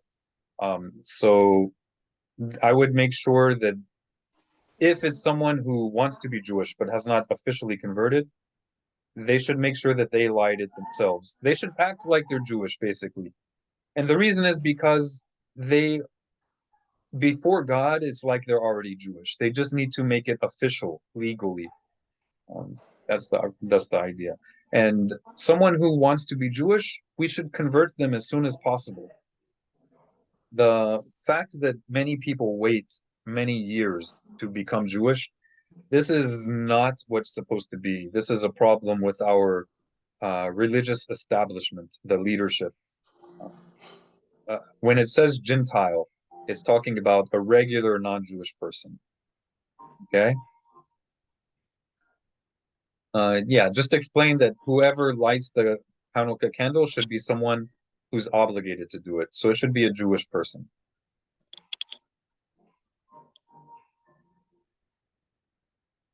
Shall I translate it, Rabbi? Yes, please. Yes, please. Hanukkah விளக்கு ஏத்தக்கூடிய நபர்கள் யாருன்னா ஊனமுற்றோரோ இல்ல மனதளவுல தெளிவில்லாத நபர்களோ இல்ல சிறுவர்களோ இல்ல யூத மதத்துக்கு மாறாதவர்களோ யூத மதத்துல இருந்து வெளியில இருக்கிறவங்களோ இது அதை செய்யக்கூடாது. இத ஏத்தக்கூடிய நபர்கள் கட்டளைகளுக்கு உட்பட்டவர்களாக இருக்கணும். Yes, Rabbi, completed. All right. And a minor is someone who is underage. In America, they usually think of minor as being below the age of 18, but in Jewish law, in halakha, a minor is someone who is younger than 13. If it's a girl, she's younger than 12. Because girls mature, they become more intelligent, more quickly, to be honest. Guys are slower to become mature. So a female minor is under 12, a man minor is under 13. So the person should be over 13 if it's a boy, and I'm sorry, should be at least 13 if it's a boy, and at least 12 years old if it's a girl, to light the Hanukkah lamp. If they're younger than that, they can still light a lamp, but the adult should light their own lamp as well. Right? Does anyone have any questions? Yeah. Yes, I have a question. Yes, please. B'chavod. Yeah, if a mentally incapable person who is Jew, Yes. can he lit the Hanukkah lamp or not? He can light his own Hanukkah lamp. What this is talking about is it's asking if if someone can light the lamp for us. So a person who has a mental limitation, or if they are not able to hear or speak, they're absolutely able to light a Hanukkah lamp. And I think it's wonderful. They should do it if they're able to do it. But they're not able to do it for us. In order for someone to light in my place, to light representing me, they need to be the same capability as me, and they need to be obligated the same way I am obligated. And the reason it says this is because traditionally one person lights the candles. So you're lighting for everyone in your house. Whoever lights for everybody in their house, it needs to be 13 years or older if it's a boy, or 12 years and older if it's a girl. And they need to have at least average intelligence, and they should be Jewish. This does not mean someone who's younger cannot light. Someone who's younger can light, or someone who's mentally limited, mentally incapable. They can also light, but they're not supposed to light for everyone in the house. This halakha is talking about someone who's lighting for everybody. Did that make more sense, or need more Yeah. clarification? No, I have got it. Okay, great. Yeah. And some people might think this is mean, but it's not mean. It's actually compassionate, because our sages did not want to put a legal obligation on people for who life is more difficult. Right? If we hold someone who has extra difficulty in life, if we hold them to the same standard as everybody else, we're making their life more difficult, and that's not compassionate. We also need to think about the fact that in modern times, people who cannot speak, now they have sign language. They have the ability to communicate with their hands. But this is actually newer. It's a new ability. For most of human history, they did not have the ability to communicate with their hands. And if someone was blind, they did not have a way to read. Now people do, but this is new. Throughout history, if you were blind or you could not speak, there was no way for you to communicate in an easy, normal way. It was very difficult. So that's just another example where we need to think about history. When we learn halakha, we should think about how has it been throughout most of history. Because most of these halakhot were written, I mean, all of them, they were written like 2,000 years ago. It's very old. And our reality today is different in some ways. Sipora, are you still with us? Yes. Do you have any questions? No questions. Okay. Can you help us to explain this in Telugu? Bevakasha. Bevakasha means please. Bevakasha. Okay. ఈ హనుకా candles ఎవరు వెలిగించవచ్చు, ఎవరు వెలిగించకూడదు అనేది ఇక్కడ చెప్పారు. ఎవరు వెలిగించవచ్చు అంటే ఒక చెమిటి మోగవారు గాని, లేకపోతే మానసిక రుగ్మత ఉన్న వాళ్ళు గాని వెలిగించకూడదు. అట్లాగే మైనర్ అంటే వయసు తక్కువ వాళ్ళు కూడా వెలిగించకూడదు. తర్వాత జెంటైల్స్ అంటే యూదులు కాని వారు, అన్యులు వెలిగించకూడదు. ఎవరు వెలిగించాలి? బాధ్యత ఉన్న యూదుడు ఖచ్చితంగా వెలిగించాలి హనుకా లైట్స్. తర్వాత మైనర్ పిల్లలంటే యూదా చట్టం ప్రకారం అయితే 13 మగపిల్లాడికి, 12 ఆడపిల్ల వయసు. ఈ కింద వయసు వాళ్ళు వెలిగించకూడదు. కానీ వెలిగించాలనుకుంటే వెలిగించవచ్చు. అది సంగతి. Tiscula Miss both. All right, Tiscula Aso.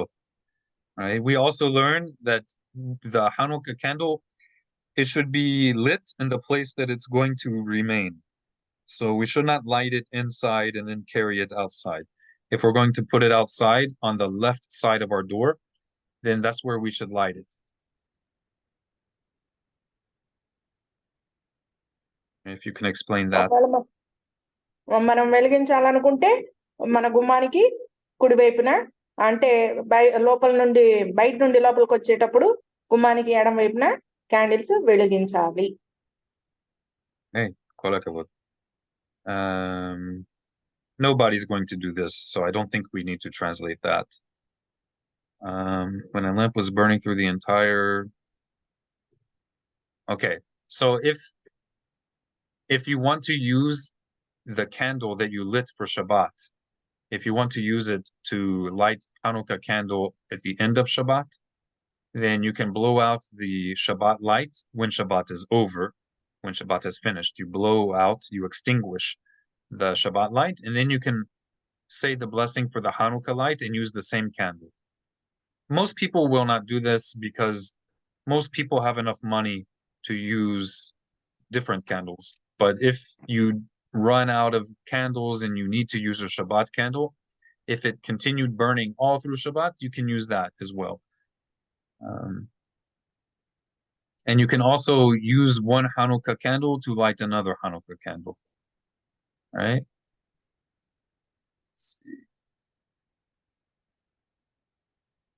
All right. Would you like to read the next halacha?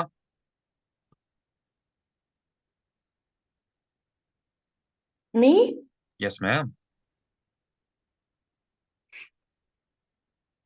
When a country yard has two entrances from two different directions, it requires two Hanukkah lamps, where one to light at only one entrance.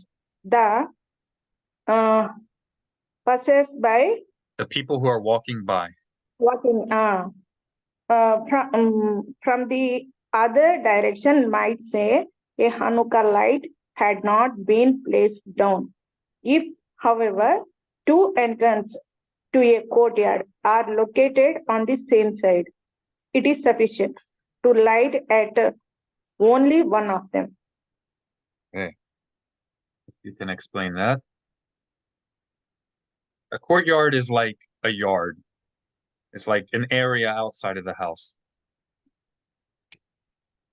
Usually it has a gate. It's like Yes. there's a fence around it and a gate. Like backyard, like a courtyard in front of our house. Correct. So you only need to light at two different entrances of a courtyard. You only need to do that if people pass by both sides of the courtyard. But if people only pass by one side of the courtyard, then you only need to light at that one side where people pass by, where people walk by.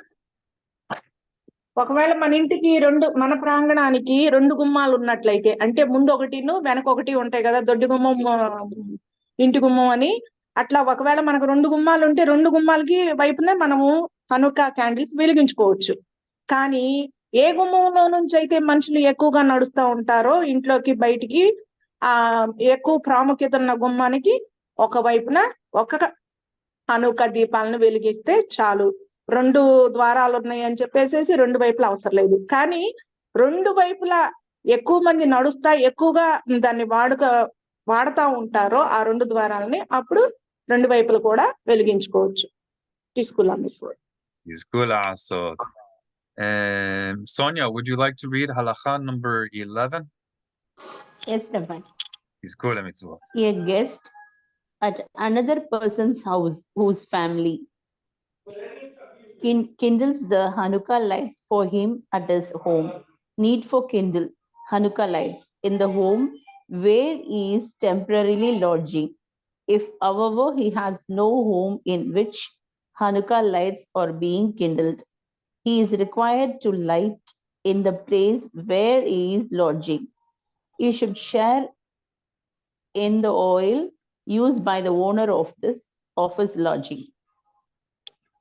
If he is staying in a private dwelling, he is required to light in the place where he is staying, even though Hanukkah lights are being kindled for him at home, because of the impression created in the minds of the passerby. Okay. So basically, if you're a guest at someone else's house, you're not sleeping in your own home, you're sleeping at a friend's house, visiting family in a different city, and your family at your home is lighting for you, then you do not need to light the Hanukkah candles when you are a guest at someone's home. But if you are a guest, and no one at your home is lighting, then you should light at the place where you are a guest. Make sense? Yes.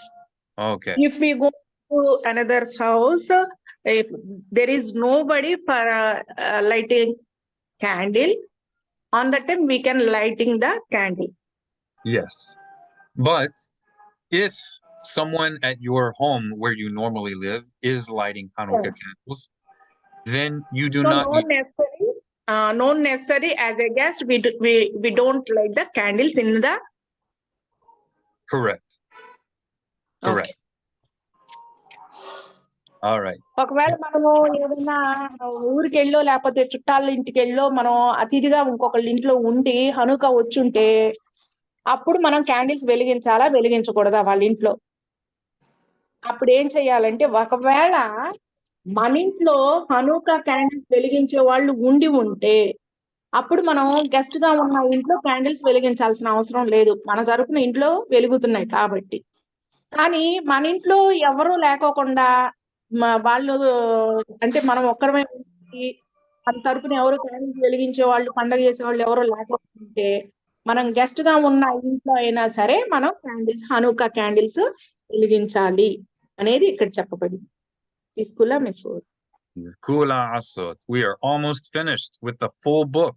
We've almost finished all of the laws of Hanukkah. You guys want to finish? It's only 3 more halachot. We can do it. Shall we do it? Sure, Rabbi. Let's do it.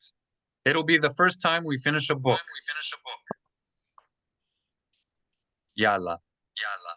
All right. Let's see. Sipora, would you like to read halacha number 12? Okay. The mitzvah of kindling Hanukkah lamps is very dear.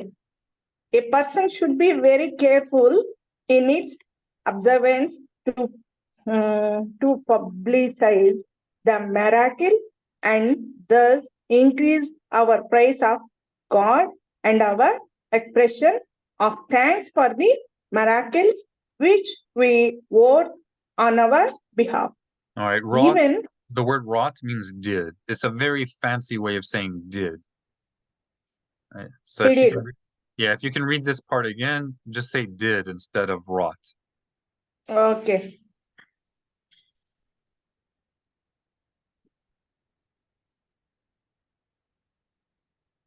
Where I stopped, on our behalf. Even if a person has no resource for food except from charity, he should pawn or sell his garments and purchase oil and lamps to kindle them, in fulfillment of the mitzvah. So it means if we are a poor, then we can buy our we can sold our garments and then buy a oil. Yep, that's what it means. That's what it means. It's saying it's so important that even sell some of your clothes if you need to. Yeah, it is very necessary to wear a clothes or to keep a bunch of clothes in our shelf. Now, obviously, it should be obvious that this means if it does not harm your safety. So if you do not have any clothes, if you don't have any clothes, you should not sell your clothes. You cannot walk around absolutely naked. But if you have more than just basic clothes, then you should sell at least something so that you can buy the Hanukkah candles. And of course, a person needs to work enough that you have more than just one or two clothes. You know, if someone is not able to do more than that, they are probably mentally, mentally limited. And that means they are exempt. They do not have to do Hanukkah if they're that limited. ఒకవేళ మనం ఆజ్ఞానుసారం హనుకా దీపాలు వెలిగించాలి అనే ఇది మనకు ఉన్నట్లయితే, మనం పేదవారం అయ్యుండి అవి వెలిగించుకునే సామర్థ్యం కూడా మన దగ్గర లేకపోతే, ఆ నూనె కొనుక్కోవటానికి కూడా లేకపోతే, అటువంటి సామర్థ్యం మనకు లేకపోతే, మనకున్న కొన్ని దుస్తుల్ని అమ్మివేసైనా సరే ఆ నూనె కొనుక్కొని హనుకా దీపాలు వెలిగించాలంట. ఎందుకు? హషేం మనకి చేసిన ఆ గొప్ప అద్భుతాల మెరాకిల్స్ ని మనం గుర్తు చేసుకుంటూ ఇతరులకు చెప్పేందుకు సూచనగా మనం ఈ హనుకా దీపాలు వెలిగిస్తున్నాం. కాబట్టి ఈ హనుకా దీపాలు వెలిగించాలి అంటే ఉన్నది నువ్వు అమ్మేసైనా నూనె తెచ్చుకొని హనుకా దీపం వెలిగించు అనేది ఇక్కడ చెప్పారు. తీసుకులా మిస్సోత్. He's cool. Asod. Sonia, can you help us with this halacha for Tamil? Yes, Rabbi. Okay, you can go ahead. I will try to get it translated to Tamil for you. இந்த Hanukkah விளக்குகளை நம்ம ஏத்துறதுல மிகவும் கவனமா இருக்கணும். ஒரு நபர் எவ்வளவு கஷ்டத்துல இருந்தாலும் அவர் ஹியாசேம் நமக்கு செஞ்ச உதவிகளுக்காக, அற்புதங்களுக்காக அவரை துதிக்கிற விதமா, ஸ்தோத்திரிக்கிற விதமா நம்ம கண்டிப்பா இந்த விளக்குகளை ஏத்தணும். நம்ம கிட்ட மாற்று உடைகள் இருக்கிற பட்சத்துல அந்த உடைகளை வித்தாவது எண்ணெயும் எண்ணெய் விளக்குல ஊத்தி கண்டிப்பா அதை எரிய வைக்கணும். Yes, Rabbi, completed. All right, kolakavod. We're almost finished. Halacha 14 is the last one. We are now on Halacha 13. If you would like to read, Tamshichi bevakasha. Tamshichi. Continue bevakasha.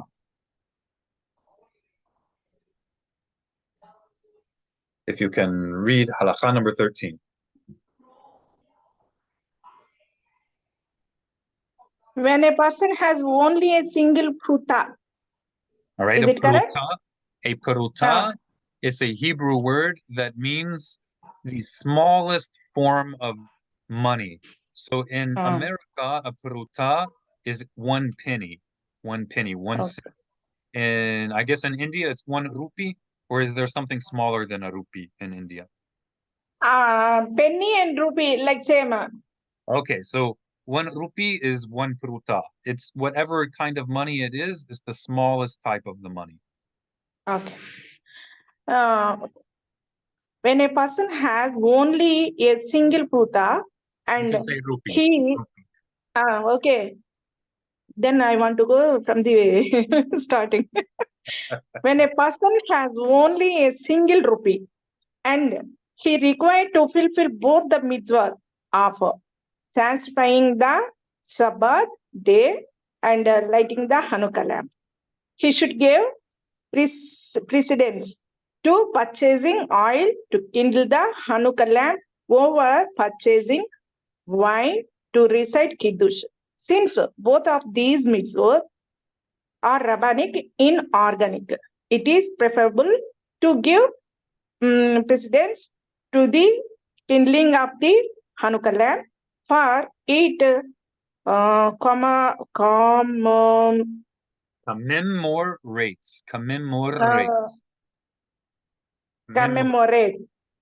It's like to celebrate. The usual word commemorates. It means to celebrate the memory of something. Commemorate.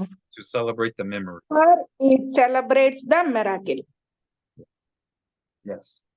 Okay, so the idea here is if a person has very little money and you only have 1 rupee and you have to choose between using that rupee to buy wine to do Kiddush on Shabbat or to buy a candle for Hanukkah lighting. If you have only enough money to choose from one or the other, you cannot do both. Then you should give more importance to buying the oil or the candle for Hanukkah, more importance to do that than to buy the wine for Shabbat Kiddush. If you can explain in Telugu. Okay. ఒకవేళ మన దగ్గర డబ్బులు లేకుండా ఒకవేళ రూపాయి మాత్రమే అంటే కొద్ది డబ్బు మాత్రమే ఉండి అది మనము హనుకా దీపాలు కొనుక్కోటానికి దీపాల్లో పోసే నూనె కొనుక్కోటానికి సరిపోనంతగా ఉండుంటే ఒకవేళ సబ్బాతు లైట్లకిను హనుకా లైట్లకి కావాల్సి వస్తే అప్పుడు మనం ఏం చెయ్యాలి? మనం ముందుగా ప్రిఫరెన్స్ సబ్బాతు కాదు హనుకా దీపాలను వెలిగించుకోవటానికి కావలసిన నూనె మాత్రం కొనుక్కోవాలి. తర్వాత రెండోది సబ్బాతులో చేసే కిద్దుష్కి కావలసిన వైన్ ను కొనుక్కోటానికి ప్రిఫరెన్స్ ఇవ్వాలి. అంటే సబ్బాత్ క్యాండిల్స్ కి ప్రిఫరెన్స్ కాదు కానీ హనుకా క్యాండిల్స్ కి ప్రిఫరెన్స్ ఉంది ఫస్ట్. తర్వాత సబ్బాతులో చేసుకునే కిద్దుష్ కి వైన్ కి ప్రిఫరెన్స్ ఉంది. అంటే ఈ రెండు కొనుక్కోవాలి. ఈ రెండిటికి కావాల్సిన క్యాండిల్స్ అవసరం లేదు కానీ హనుకా క్యాండిల్స్ కొనుక్కోవటానికి ఉపయోగించాలి. తర్వాత సబ్బాతులో చేసే కిద్దుష్ కి వైన్ కి కావాల్సింది కొనుక్కోవాలి. Okay, and the reason is both the act of saying chidush on wine for Shabbat and the act of lighting Hanukkah candles, they are both rabbinic. They're both rabbinic. Neither of those are direct commandments of God. So because they are both rabbinic, the rabbis who made both of these halachot, they wanted us to give more emphasis on Hanukkah because we know that Shabbat is special. So Shabbat is so special, it's okay that for only one day in the whole year, we give more importance to the Hanukkah light because everybody already knows that Shabbat is very, very important. But again, this is only talking about the wine. We still need to say chidush on Shabbat. This is only talking about if you have to choose between the wine. The wine is rabbinic in origin for Shabbat, but saying the words of chidush, it's not rabbinic. So you would still say the words of chidush without wine, if you have to choose between one or the other. Okay. Any questions? Rabbi, Yes, ma'am. tomorrow is a Shabbat day. Correct. First, I have to light the Shabbat candle before sunset. Correct. Shabbat lamp. కాదు. After that, we have to lit the Hanukkah lamp. Correct, Okay. Rabbi? I would light. Brother, Yes. first Sabbath candle lighting or first Hanukkah candle lighting? Because after Sabbath lighting, we don't light any candles or we don't do any fireworks. Correct. So the mainstream practice will be to light Hanukkah first and then light for Shabbat. And after Havdalah, in Havdalah, first we do Havdalah and after that we light the Hanukkah candles. Correct. This is the mainstream practice. That is the regular practice that Torah observant Jews, religious Jews everywhere do that. Now, everybody agrees that when Shabbat ends, first you do Havdalah and then you light Hanukkah candles. As early as you can. Shabbat should be over, but as soon as Shabbat is over, then you light and then you do Hanukkah. Yes. But when it comes before Shabbat, to be honest, the Rambam in the Mishneh Torah, he does not make a difference. He does not say which one you do first. As long as Shabbat has not begun, as long as it is not sunset yet, as long as it is not yet sunset before Shabbat, according to the Rambam, there's not a requirement to do one before the other.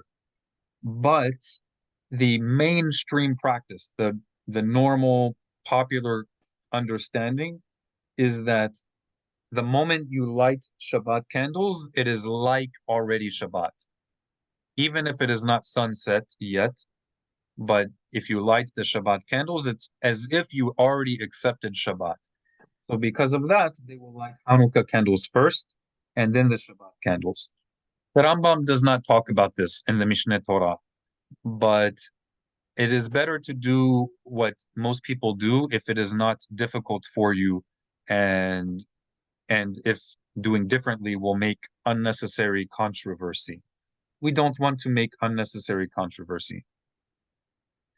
So, yeah. Does that make sense? But a common sense is when we light the Sabbath candles, after that we don't light any candle or we don't fire any Correct. thing. That is pretty much a universal Jewish understanding. That's pretty much the universal Jewish understanding. And I say that is the correct thing to do. I'm only pointing out that as long as it is not sunset yet, then according to the Rambam, the Mishneh Torah, the book we're learning right here, as long as it's not sunset yet, it's not necessarily forbidden. But that is the mainstream, the normal Jewish practice, and it's proper to follow the mainstream practice as long as it does not make any big problems for you, right? We should not try to be different unnecessarily. But sometimes, go ahead. ఇప్పుడు చెప్పింది ఏంటంటే మన Sonia sister ఏం అడిగిందంటే హనుకా candle ఒకవేళ Sabbath వస్తే ఎప్పుడు వెలిగించాలి, Sabbath లో క్యాండిల్ వెలిగించిన దానికన్నా ముందా సబ్బాత్ క్యాండిల్ వెలిగించిన దాని తర్వాత అంటే, సబ్బాత్ క్యాండిల్ వెలిగించే ముందే హనుకా క్యాండిల్ వెలిగించాలి. ఎందుకంటే సబ్బాత్ క్యాండిల్ వెలిగించిన తర్వాత మనం ఎటువంటి అగ్ని రాజబెట్టకూడదు, అంటే ఎటువంటి మంట చేయకూడదు అనేది మనం త్వరలో చదువుకున్నాం కదా. అందుకని సబ్బాత్ క్యాండిల్ వెలిగించిన తర్వాత హనుకా క్యాండిల్ వెలిగించకూడదు. హనుకా క్యాండిలే కాదు, ఏది చేయకూడదు. అందుకని ఒకవేళ సబ్బాత్ లో హనుకా వస్తే, హనుకా క్యాండిల్ వెలిగించాల్సి వస్తే, సబ్బాత్ క్యాండిల్ వెలిగించే ముందే హనుకా క్యాండిల్ వెలిగించాలి. అట్లాగే హౌదలా వచ్చిన తర్వాత, హౌదలా అంతా అయిపోయిన తర్వాత అప్పుడు మళ్ళీ హనుకా క్యాండిల్ వెలిగించాలి. ఇది system. Okay. Yes, Sonia, if you can explain also in Tamil. Yes, Rabbi. So, Shahbaz விளக்குகள் முன்னாடியா ஹனுக்கா விளக்குகளை முன்னாடி ஏத்துறதான்ற கேள்விக்கு பதில், ஷாபாத் விளக்குகளை ஏத்துறதுக்கு முன்னாடி ஹனுக்கா விளக்குகளை நம்ம ஏத்திடலாம். ஏன்னா ஷபாத் விளக்குகள் ஏத்துனதுக்கு அப்புறமா வேற எந்த நெருப்பையும் நம்ம எரிய வைக்க கூடாது வீட்டுல அப்படிங்கிறதுனால முன்னக்கூட்டியே ஹனுக்கா விளக்குகளை நம்ம எரிய வச்சிடலாம்னு சொல்லி. Yes, Rabbi, completed. Oh, thank you. And Rabbi, I have a doubt. Oh, go ahead. In a second or third paragraph, we will learn that before sunset, we shouldn't light the Hanukkah lamp. Correct. That's correct. So we should not light Hanukkah before sunset. This is true for all the days of Hanukkah, except when it's almost Shabbat. Yes. When it's almost Shabbat, okay. The reason we do different is because lighting the Hanukkah candle, it's rabbinic in origin. Rabbinic means God did not command Hanukkah directly to us. God commanded us to do Hanukkah indirectly. That means God wants us to do Hanukkah, but God did not directly command us from Mount Sinai. God wants us to do Hanukkah because God commanded us to obey the guidance, to obey the instruction of the Supreme Court of Israel. God did command this in the Torah. And the judges of Israel told us to do Hanukkah. That is the way God told us to do Hanukkah, indirectly, in an indirect way. And because it's indirect, it's not explicit in the Torah. For that reason, Shabbat is more important. The Torah commandment to keep Shabbat is number one. And keeping Shabbat does not allow us to light fire on Shabbat. We're not supposed to light fire on Shabbat. That is in the Torah. That is not rabbinic. It's directly a command of God. So that means if I have to choose between doing a rabbinic law and doing what God commanded explicitly, we must give more importance to do what God commanded us explicitly in the Torah. So that means we cannot light a fire on Shabbat. That's why Shabbat is a different exception. It's an exception when it comes to lighting before sunset. So every other Thank day, you, Rabbi. you're right. And you're welcome. And you're also right. Every other day of Hanukkah, we should light not before sunset. We should light right at sunset. But when it's Shabbat, we must do it before. Absolutely, that's correct. Someone said, for example, we can light between 5 to 10 minutes before sunset. That's correct. It's acceptable. As long as it is not yet sunset, you can light the Hanukkah candles. But when it's almost Shabbat, you need to do it before sunset. Once it is sunset, it's too late. If you waited too late, do not light the candles before Shabbat. Yeah. Absolutely do not light the fires once it is sunset. That's asur. It's forbidden. Asur. And it's better if you light Hanukkah candles maybe 10 or 15 minutes before sunset. That gives you enough time to also light the Shabbat candles.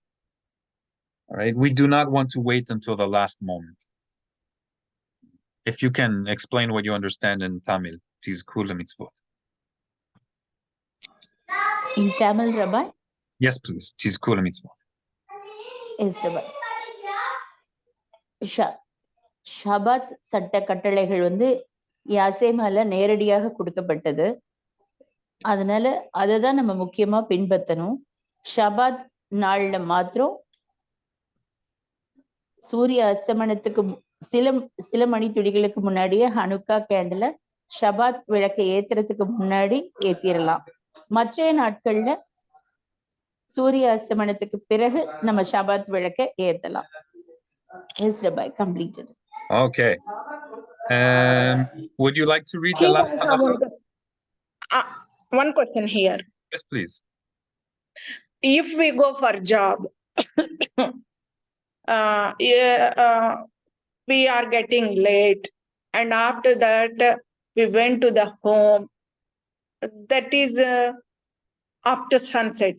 We can light the Hanukkah candle. Are you talking about on a regular day or when Shabbat began? On regular day, not in Sabbath. We can't do any fire on Sabbath. Correct. So you're asking on regular day. You're asking on a regular day. You came home Yes. late. It was already sunset. Already sunset. Okay. Already sunset, and already it is 9 o'clock or 10 o'clock. Yes. Then. Okay. So let's look right here. I'm trying to find. Give me just 1 second.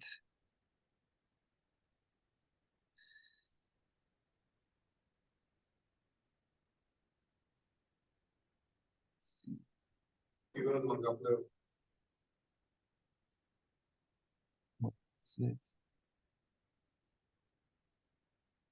Here, okay, I found it. Halakha number 5.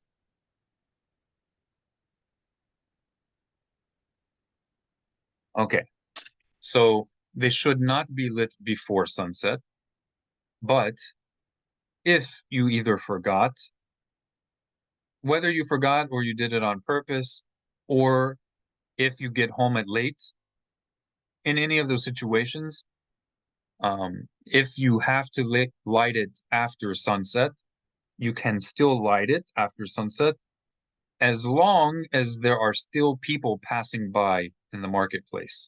So if you know that there are still people who will walk by the road, walk by your house, if there are still people walking on the street, in modern times, we have cars and motorcycles. So if you would still see someone driving by your house, then you can still light the candle. But if it's so late that you would not normally see people walking by or driving by, then it's too late. Then you do not need to light the candles. All right, then it's too late. So it depends on your local, what the reality is in your local area. If people are still driving by your house at 9 or 10 at night, then you can still light. But if it's not going to happen that someone drives by, then you don't light. if it's too late. And if this is because you had to work and you had no choice, you should not feel bad about it. It's simply too late, but it's you did not do a sin. This is not like any time that something forces you to not do something, you should not feel like it's a sin. You have to work. It's a necessity to work. You have to work to eat and to live. So do not feel bad about that. You just do your best. But if someone lives at your home, if someone is already at your home, then they should light for you, even though you are not there. Okay. Right? Thank So if you would get home extra late, maybe your husband or a friend can light for you. Right? That's better than nothing. Oh. Why? Because I asked this question. We both went to the sick person to visit the sick person. Oh, this is a wonderful thing. Very good. Our watchman's wife, she's sick, so we visited her, and we came now. So the people are running here on the motorcycles, and the people are there. So now I can light the Hanukkah candle. Yes, yes. The Rambam here says approximately half an hour, so that's 30 minutes or a little bit more than 30 minutes after sunset. So that's how much time after sunset you can continue to light the candles for Hanukkah. However, the Rambam wrote this for what was normal during the Talmudic times and during his life. But the fact that he says approximately, that tells us that this is an estimation. It is not, there's not an absolute cutoff time. So it depends on what's normal in your area. So because people stay up later in modern times, because we have electricity, cars, etc., so you have more time than what it says here. Okay? This is all relative. It's relative to the reality where you live. Okay. All right? And Hanukkah candles sunset mundu sunset tarvata ani sabbath lo teda undi కానీ మనం ఒకవేళ రోజు క్రమంలో వెలిగించే టైంలో అయితే ఒకవేళ మనం ఏదన్నా బయట పని మీద ఎక్కడైనా ఆలస్యం అయిపోయినా లేదా ఉద్యోగంలో ఉండి ఆలస్యంగా ఇంటికి వచ్చినా అప్పుడు కూడా వెలిగించాలా వద్దా అనే క్వశ్చన్ కి ఆన్సర్ ఏంటంటే అప్పుడు వెలిగించవచ్చు, కానీ జనసంచారం ఉండాలి. అంటే జనాలు, అంటే మనం వెలిగించిన క్యాండిల్స్ వాళ్ళు చూడగలగాలి అంటే జనాలు ఉంటున్నప్పుడు మనం వెలిగించవచ్చు, 9 అయినా 10 అయినా. అలాగని మధ్యరాత్రులు వెలిగించొద్దు.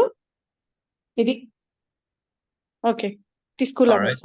And you can maybe also say, and this is only my opinion, okay, only my opinion, if a person absolutely has no way to get home until it is so late that nobody is passing by the streets, in modern times, if you have the ability, you can get an electric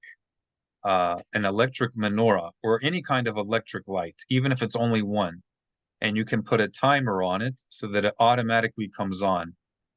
And if you do that, I'm not going to say absolutely you fulfill your obligation, but maybe if we had a new Sanhedrin, if we had a new court of Israel, maybe in a non-ideal situation, when you have no other choice, this might be better than nothing, to have an automatic...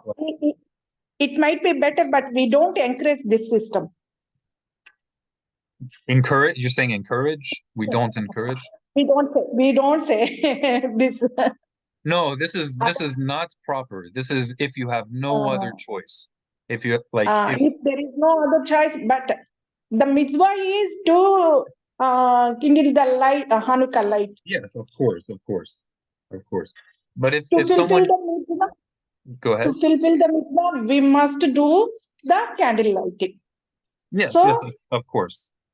The electrical automatic system, my opinion is that is not a sufficient idea. No, I'm saying if it is impossible for someone to be at their home, and if there's no one at their home that can light an actual lamp with fire, Yes. if no one is there, you have no other way, then I say, in my opinion, it's better to have a automatic light come on to commemorate, to symbolize Hanukkah. Hanukkah. If you cannot be there, even if you're not there for the whole night, and if there's no one in your family who is there, then this is better than nothing. But if you come home that night, or if you have family who can light for you, then you should light with an actual fire, not with electricity. Right? In Judaism, Torah is not all or nothing. If we're not able to do something, there are what's called bidi aved options. We have what's called lachat hila, that means proper or ideal in a normal situation, in a proper situation. That's called lachat hila. Then we have other options for when something not proper happens or something beyond our control. That's called bidi avad, after the fact. So there is more than one way to do something in Judaism, depending on a person's abilities. All right, let's continue. Sonia, did you have any question about number 13? No, Rabbi. Okay. So, yeah, if you can just explain in Tamil, if a person does not have enough money for wine for Shabbat Kiddush, and also for Hanukkah lights, then they should use the money to buy Hanukkah light. And they should let go of the wine for Kiddush, if they have to choose. Yes, Rabbi. Okay, if you can. ஒருவரிடம் ஒரு ஒரு ஒரு ரூபாய் காசு கூட இல்லைன்னா, பணமே இல்லாத சூழ்நிலையிலும் அவர் ஹனுக்கா விளக்க கண்டிப்பாக ஏத்தணும். அவர்கிட்ட ஒரு ரூபாய் தான் இருக்கு அப்படின்னாலும் அதை கொண்டு அவர் ஹனுக்கா விளக்குகளை ஏற்றுறதுக்கான எண்ணெயை வாங்கி ஹனுக்கா விளக்குகளை ஏற்றணும். Okay. Would you like to read halakha 14? This is the last halakha. Yes, Rabbi. He's kula mitzvot. Go right ahead.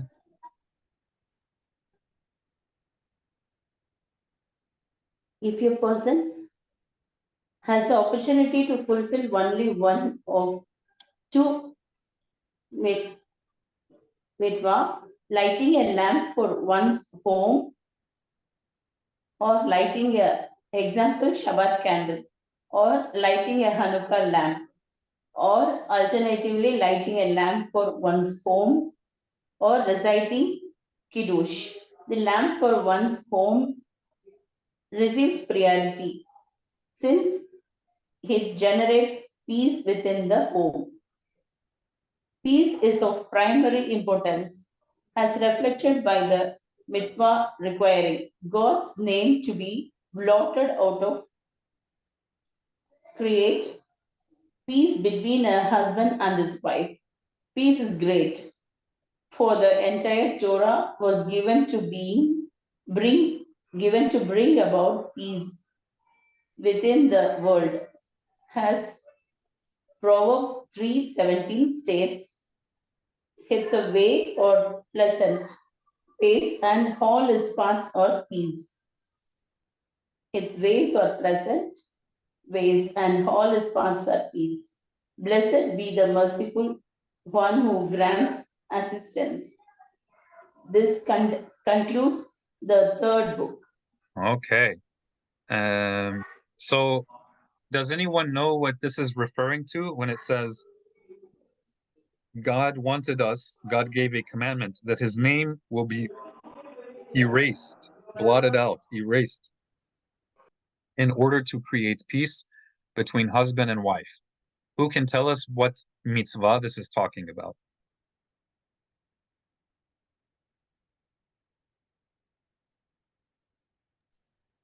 What is that?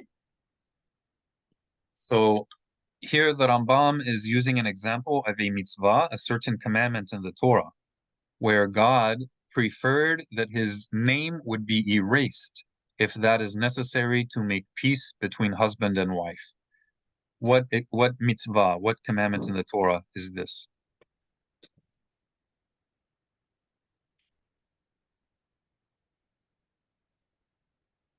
This is called the commandment of me sotah, the commandment of the sotah water. Sotah water. So it's a commandment in the Torah where I think maybe, let's see if, no, it doesn't tell us. Here, it'll probably say it down here.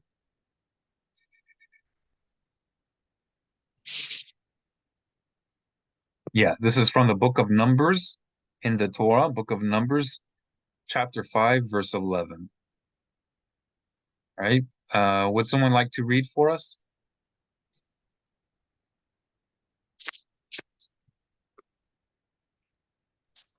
Yes, Rabbi. B'chavod. The Lord spoke to Moses, saying, "Speak to the children of Israel and say to them, should any man's wife go astray and deal treacherously with him, and a man lie with her carnal, but it was hidden from her husband's eye." This means adultery. She had sexual activity with someone who is not her husband. Okay. Yeah. Go ahead. But she was loaded with the suspected adulteries, and there was no witness against her, and she was not seized. So no one saw it. No one saw it. Okay. Right. There's just suspicion. The husband is suspicious. But a spirit of jealousy had come upon him, and he became jealous of his wife, and she was defiled. Or a spirit of jealousy had come upon him, and he was jealous of his wife, and she was not defiled. So this is saying, even if he's suspicious that she committed adultery, was with another man, even if she was not, it's just a suspicion. So what does he do?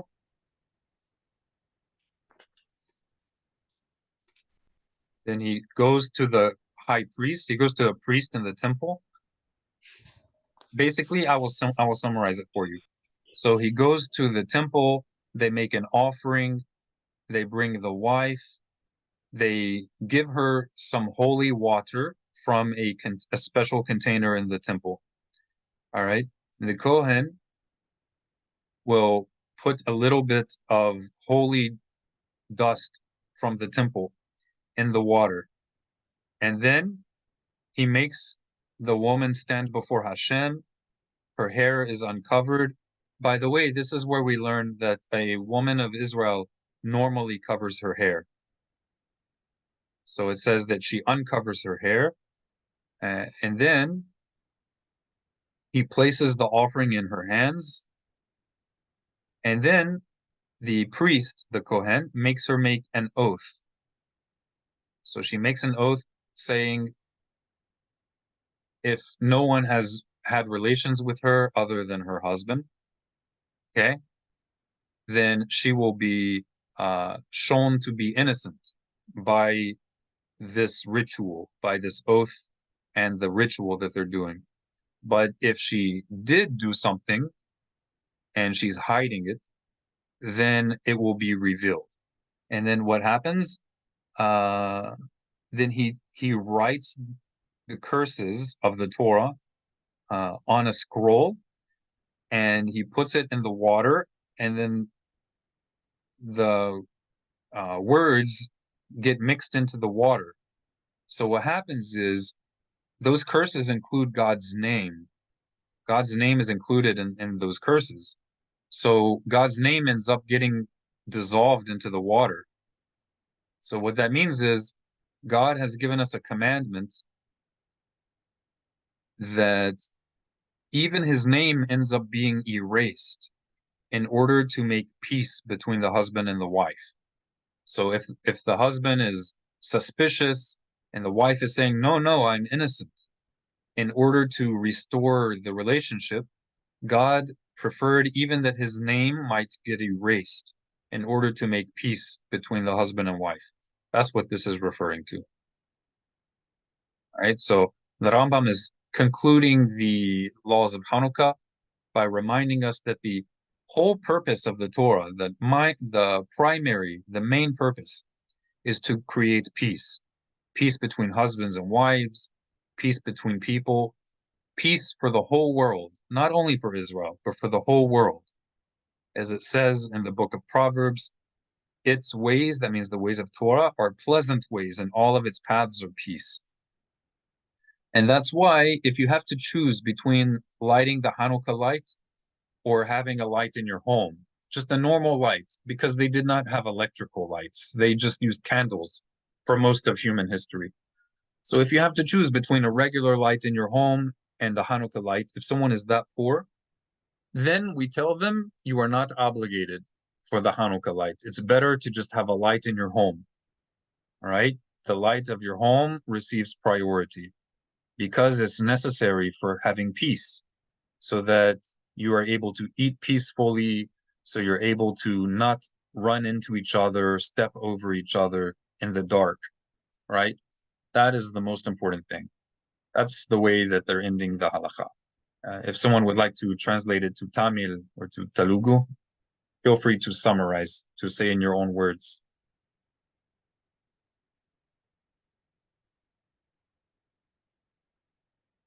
If someone can explain this in Tamil or Telugu.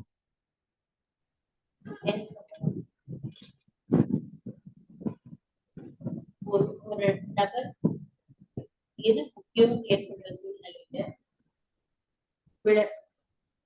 விளக்கு ஏத்துறதுல ஷபாத் விளக்கு ஏத்துறது முக்கியமா, Hanukkah விளக்கு ஏத்துறது முக்கியமா, இல்ல ஒரு குடும்பத்துல அவங்களுக்கு தேவையான வெளிச்சம் Sister, I think we cannot hear you very well. If you can maybe move your computer or something. I don't know. I think some network issue. Oh, you know what? Maybe we will have. Go ahead. Speak. From the beginning, Rabbi? Oh, yes. I think I hear you better now. Yes, if you could go ahead. I hear you better. Yes, ஒரு நபர் எது முக்கியமான விளக்கு, எந்த விளக்கு ஏத்துறது முக்கியம்னு கேட்டா, அவருடைய ஷபாத் விளக்கையா, ஹனுக்கா விளக்கையா, இல்ல குடும்பத்துக்கு வெளிச்சத்தை கொடுக்கக்கூடிய விளக்கையான்னு கேட்டா, எல்லாத்த விடவும் முக்கியமானது அவர் வீட்டுக்கு விளக்கு ஏற்றக்கூடிய பொதுவான விளக்கு தான் சொல்லப்பட்டிருக்கு. இதுக்கு ரொம்ப என்ன சொல்றாருன்னா, குடும்பத்துல கணவன் மனைவிக்குள்ள சமாதானம் ரொம்பவும் முக்கியம் எல்லாத்தையும் விடவும். இதுதான் ப்ரோவர்ப் 3:17 சொல்லியிருக்கு. அதாவது நீதிமொழிகள்ல என்ன சொல்லியிருக்குன்னா, எல்லாவற்றையும் விட சமாதானம் ரொம்ப முக்கியமானது. அதுவும் குடும்பத்துல சமாதானம் முக்கியம்னா நம்ம அதுக்கு வேண்டிய காரியங்களை தான் முதல்ல பண்ணணும். Yes, Rabbi, completed. All right, kol hakavod. Sipora, are you with us? Yes. All right, you ready to translate the last halakha of the laws of Hanukkah? Okay. All right, this is the last halakha.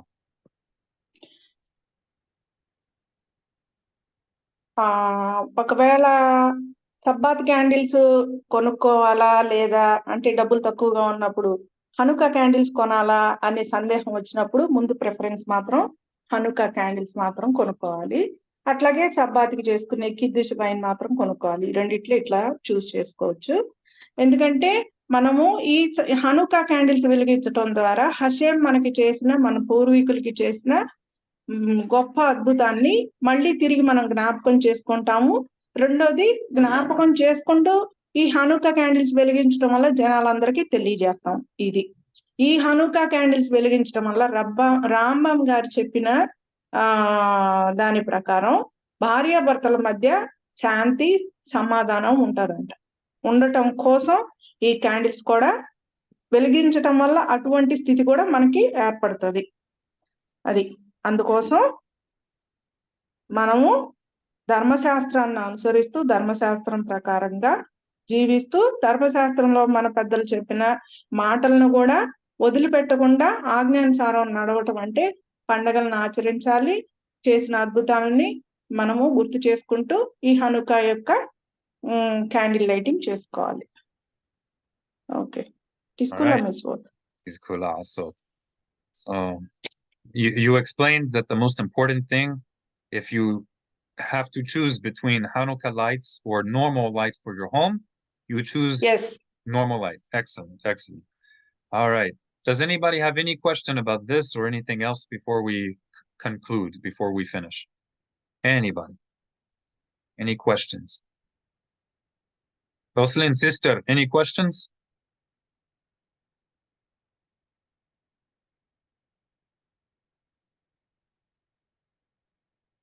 Rav, Maurice, anybody have any questions?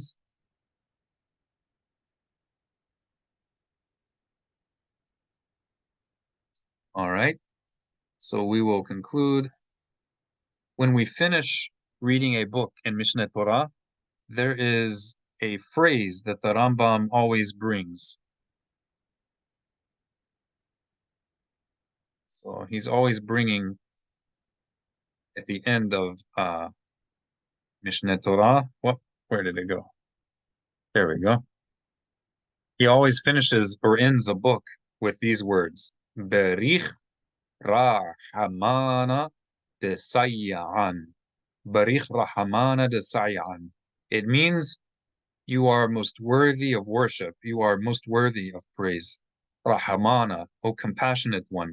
Desayan, who has helped us. Desayan, who helps us. So let's say it together. Berich, berich. That means like blessed or worshipful, worthy of worship. Berich.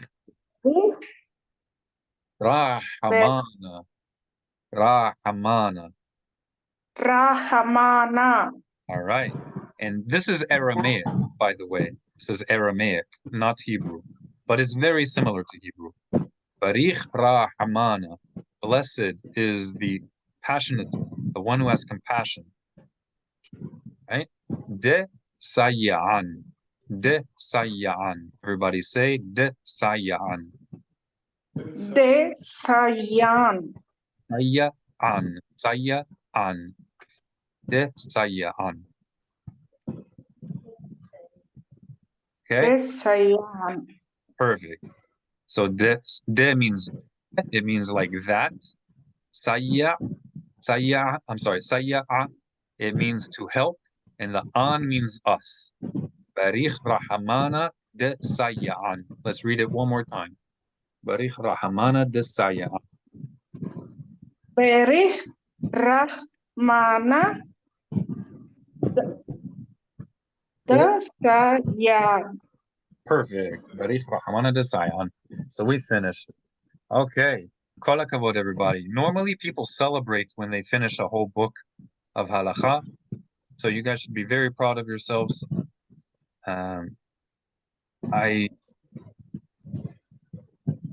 You can feel free to leave if you like. If anybody wants to, I would much appreciate it if we can just read this short little summary in English, Tamil, and Telugu.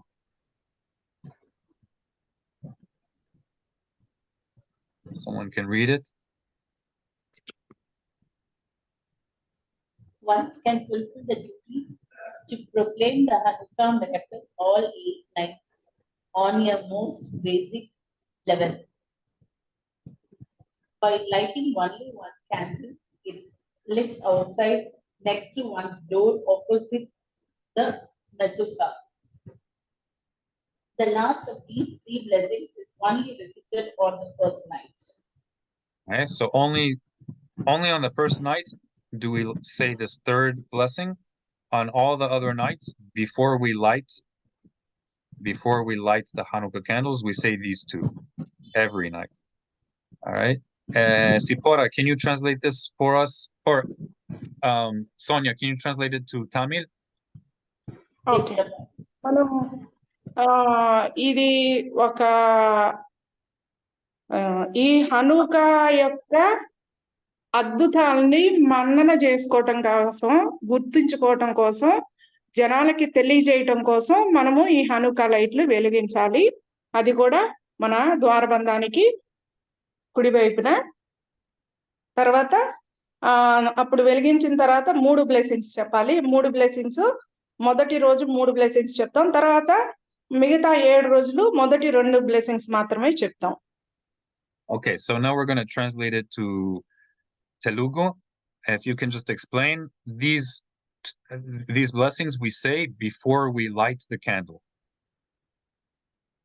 Okay, ఇవి మనము candles వెలిగించబోయే ముందు చెప్పే దీవెనలు అన్నమాట. All right, now you can translate for us.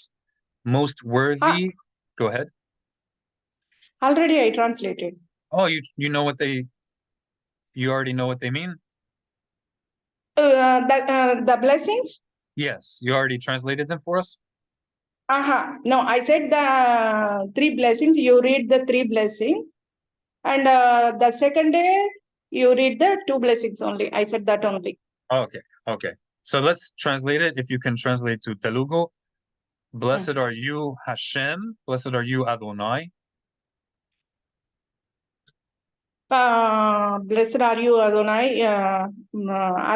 Deva, నీవు ఆశీర్వదించబడుదుగాక, దీవించబడుదుగాక.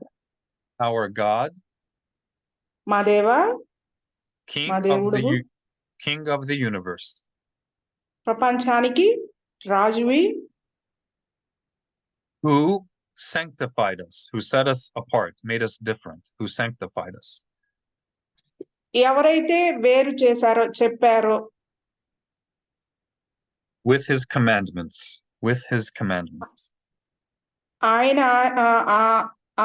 ఆజ్ఞల ద్వారా. And he commanded us. ఆయన మనకి ఇచ్చిన ఆజ్ఞ ప్రకారం. Regarding lighting. ఈ దీపాలు వెలిగించే దాని గూర్చి. The light or the fire of Hanukkah, or the candle of Hanukkah, however you want to say it. ఈ దీపాలు వెలిగించే దాని గురించి, అది హనుకా యొక్క దీపాల గురించి. అంటే దేవా, మాకు నువ్వు ఇచ్చిన ఆజ్ఞానుసారము నువ్వు స్తుతించబడదుగాక. హనుకా యొక్క లైట్లు వెలిగించడానికి నువ్వు ఇచ్చిన ఆజ్ఞ ప్రకారంగా దేవా నువ్వు స్తుతించబడదుగాక అనే అర్థంతో మొదటి బ్లెస్సింగ్ ఉంటుంది. Okay, second blessing. Second one. Blessed are you, Adonai, or you are worthy of worship, Adonai. దేవా నువ్వు స్తుతించబడదుగాక. Our God. మా దేవుడవా, మా దేవుడివి. King of the universe. ప్రపంచం యొక్క రాజు. Who did miracles. ఎవరైతే అద్భుతాలు చేశారో. For our forefathers. That means for our ancestors. For our ancestors. మా పితరులకి. During those days. ఆ రోజుల్లో. At this time. ఈ సమయంలో. All right. And then only on the first night we say this third blessing. You are worthy of worship, Adonai. Worthy means deserving. You deserve worship. You deserve worship more than anything else. ఈ స్తుతిని అందుకోగలిగిన అర్హత ఉన్న. Okay. You are worthy of worship, Adonai, our God. మా దేవా. King of the universe. ప్రపంచం యొక్క రాజు. Who gave us life. ఎవరైతే మాకు ఈ జీవితాన్ని ఇచ్చారో, ఈ బ్రతుకు. And sustained us or supported us. What is that? It means he held us up. And held us. పైకి లేపిన దేవా, ఉత్తమ స్థితిలోనికి ఉంచిన దేవా. And brought us to this time.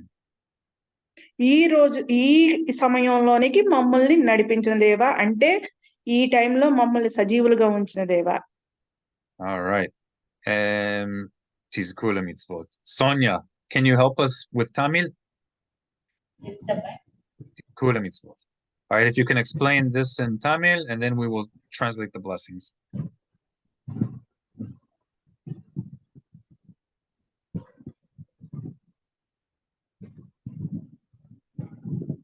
ஒருவர் அணுக்கா விளக்குகளை 8 நாட்களும் சேர்த்து பொழுது அடிப்படையில எதிர்பக்கமாக இடதுபுறமாக அணுக்கா விளக்குகளை ஏற்றும் போது இந்த மூன்று ஆசீர்வாதங்களையும் நம்ம சொல்லணும். Okay, so you are most worthy of worship, Adonai, or blessed are you, Adonai. மிகவும் ஸ்தோத்திரிக்கப்படத்தக்க தேவனே, our God, எங்கள் பிதாவே, King of the universe, பிரபஞ்சத்தின் ராஜாவே, who sanctified us, who set us apart, made us different. எங்களை மற்றவர்களிடம் பிரித்தெடுத்தவரே, with his commandment. இது அவருடைய கட்டளைகள். And he commanded us அவர் நமக்கு கொடுத்திருக்கும் கட்டளைகள் regarding the lighting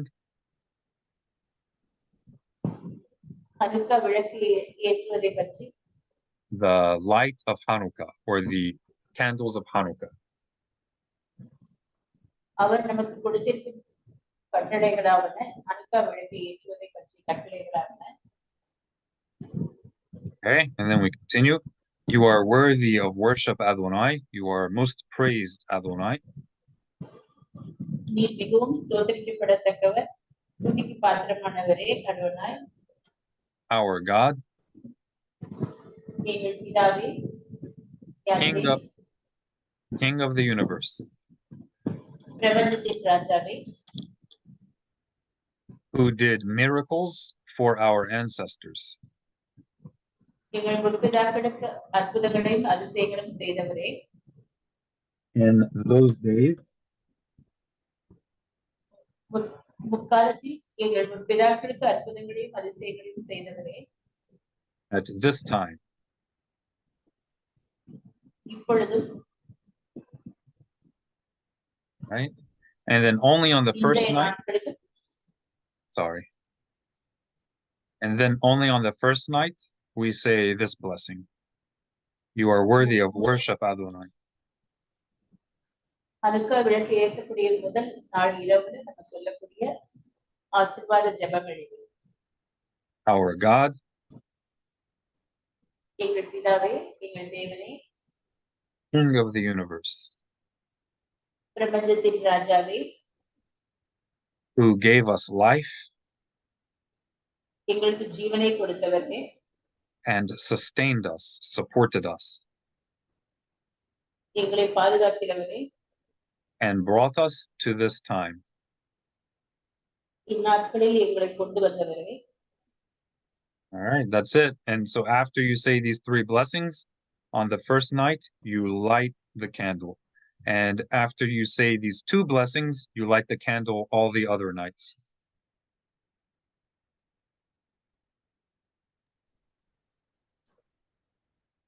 Sababa? முதல்ல இருக்கிற இரண்டு ஜெபங்களையும் எல்லா இரவுகளையும் கடைசியா சொல்லப்பட்டிருக்கிறத முதல் இரவுல மாத்திரம் சொல்லல. All right, Tizkula mitzvot. So the only other thing is to make sure that every day of Hanukkah we recite Psalm 113 to Psalm 118. That is called Hallel.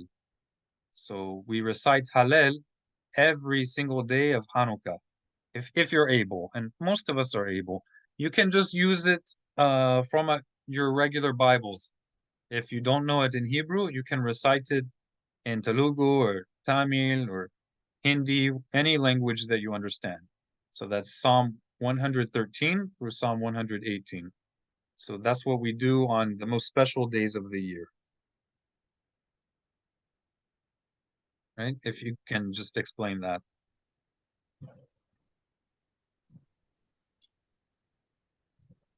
ప్రతి ముఖ్యమైన పండగల్లో పర్వదినాల్లో మనము కీర్తనలు 113 నుంచి 118 చదవటం ఒక ఆచారంగా ఉంది. అట్లాగే ఈ హనుకాకు కూడా 113 నుంచి 118 వరకు కీర్తనలు చదువుకోవాలి. ఈ 113 నుండి 118 వరకు ఉండే కీర్తనలే హిబ్రూలో హాలల్ అంటారు. Right. తీసుకురా. So Sonia, if you can just explain that this is the only other thing, in addition to lighting the Hanukkah candles, we say Psalm 113 through Psalm 118 in each of the days of Hanukkah.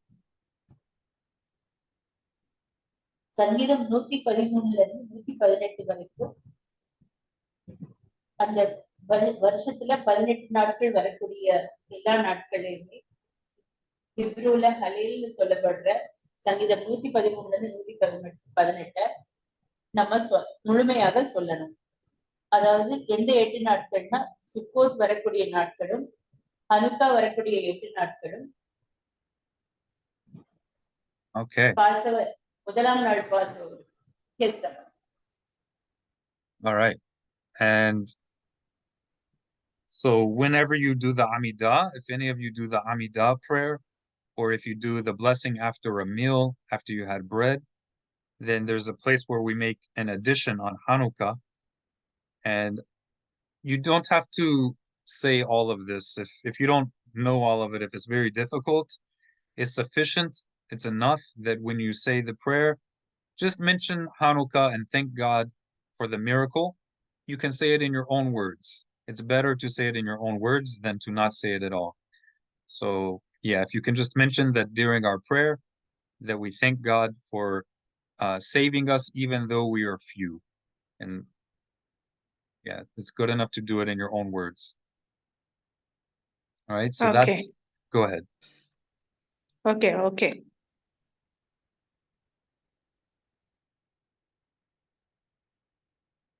Right? If you can explain that in Telugu.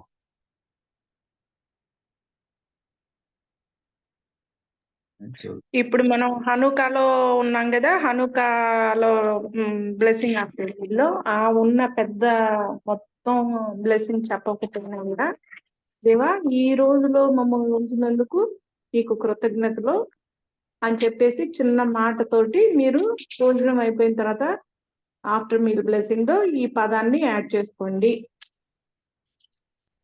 Okay. All right, and so like in the Amidah, there's a place where you add it. The next to the last blessing of the Amidah, you add Hanukkah. And again, if they don't know the whole text, that's okay.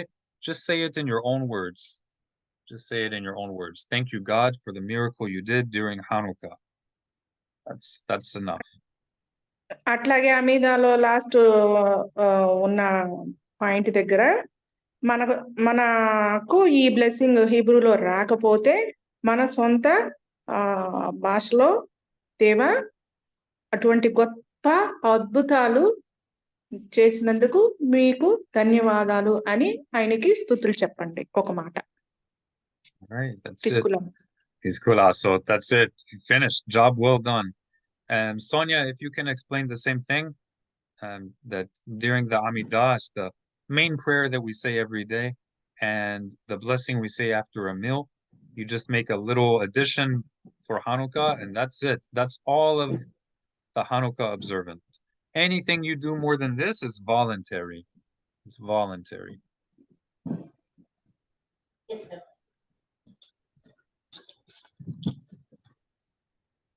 நம்ம தினமும் சொல்லக்கூடிய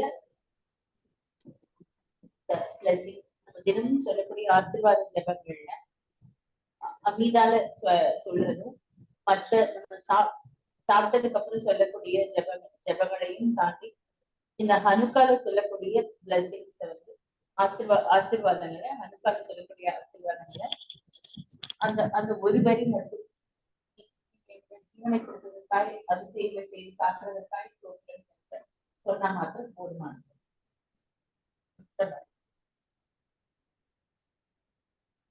Okay.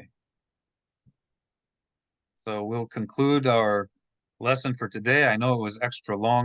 Thank you guys for your patience. I think that this lesson is going to help a lot of people for many, many years to come, because of all your hard work. And God willing, one day we will be able to celebrate Hanukkah together in India or in Jerusalem. Be'ezrat Hashem. Amen. Amen. And in that day, all Israel will be the light of God's Torah to bring peace to the whole world. If there's one thing we learned today, we learned that the original religion of peace is God's guidance, God's Torah. That is the original religion of peace. As it says, all of its ways are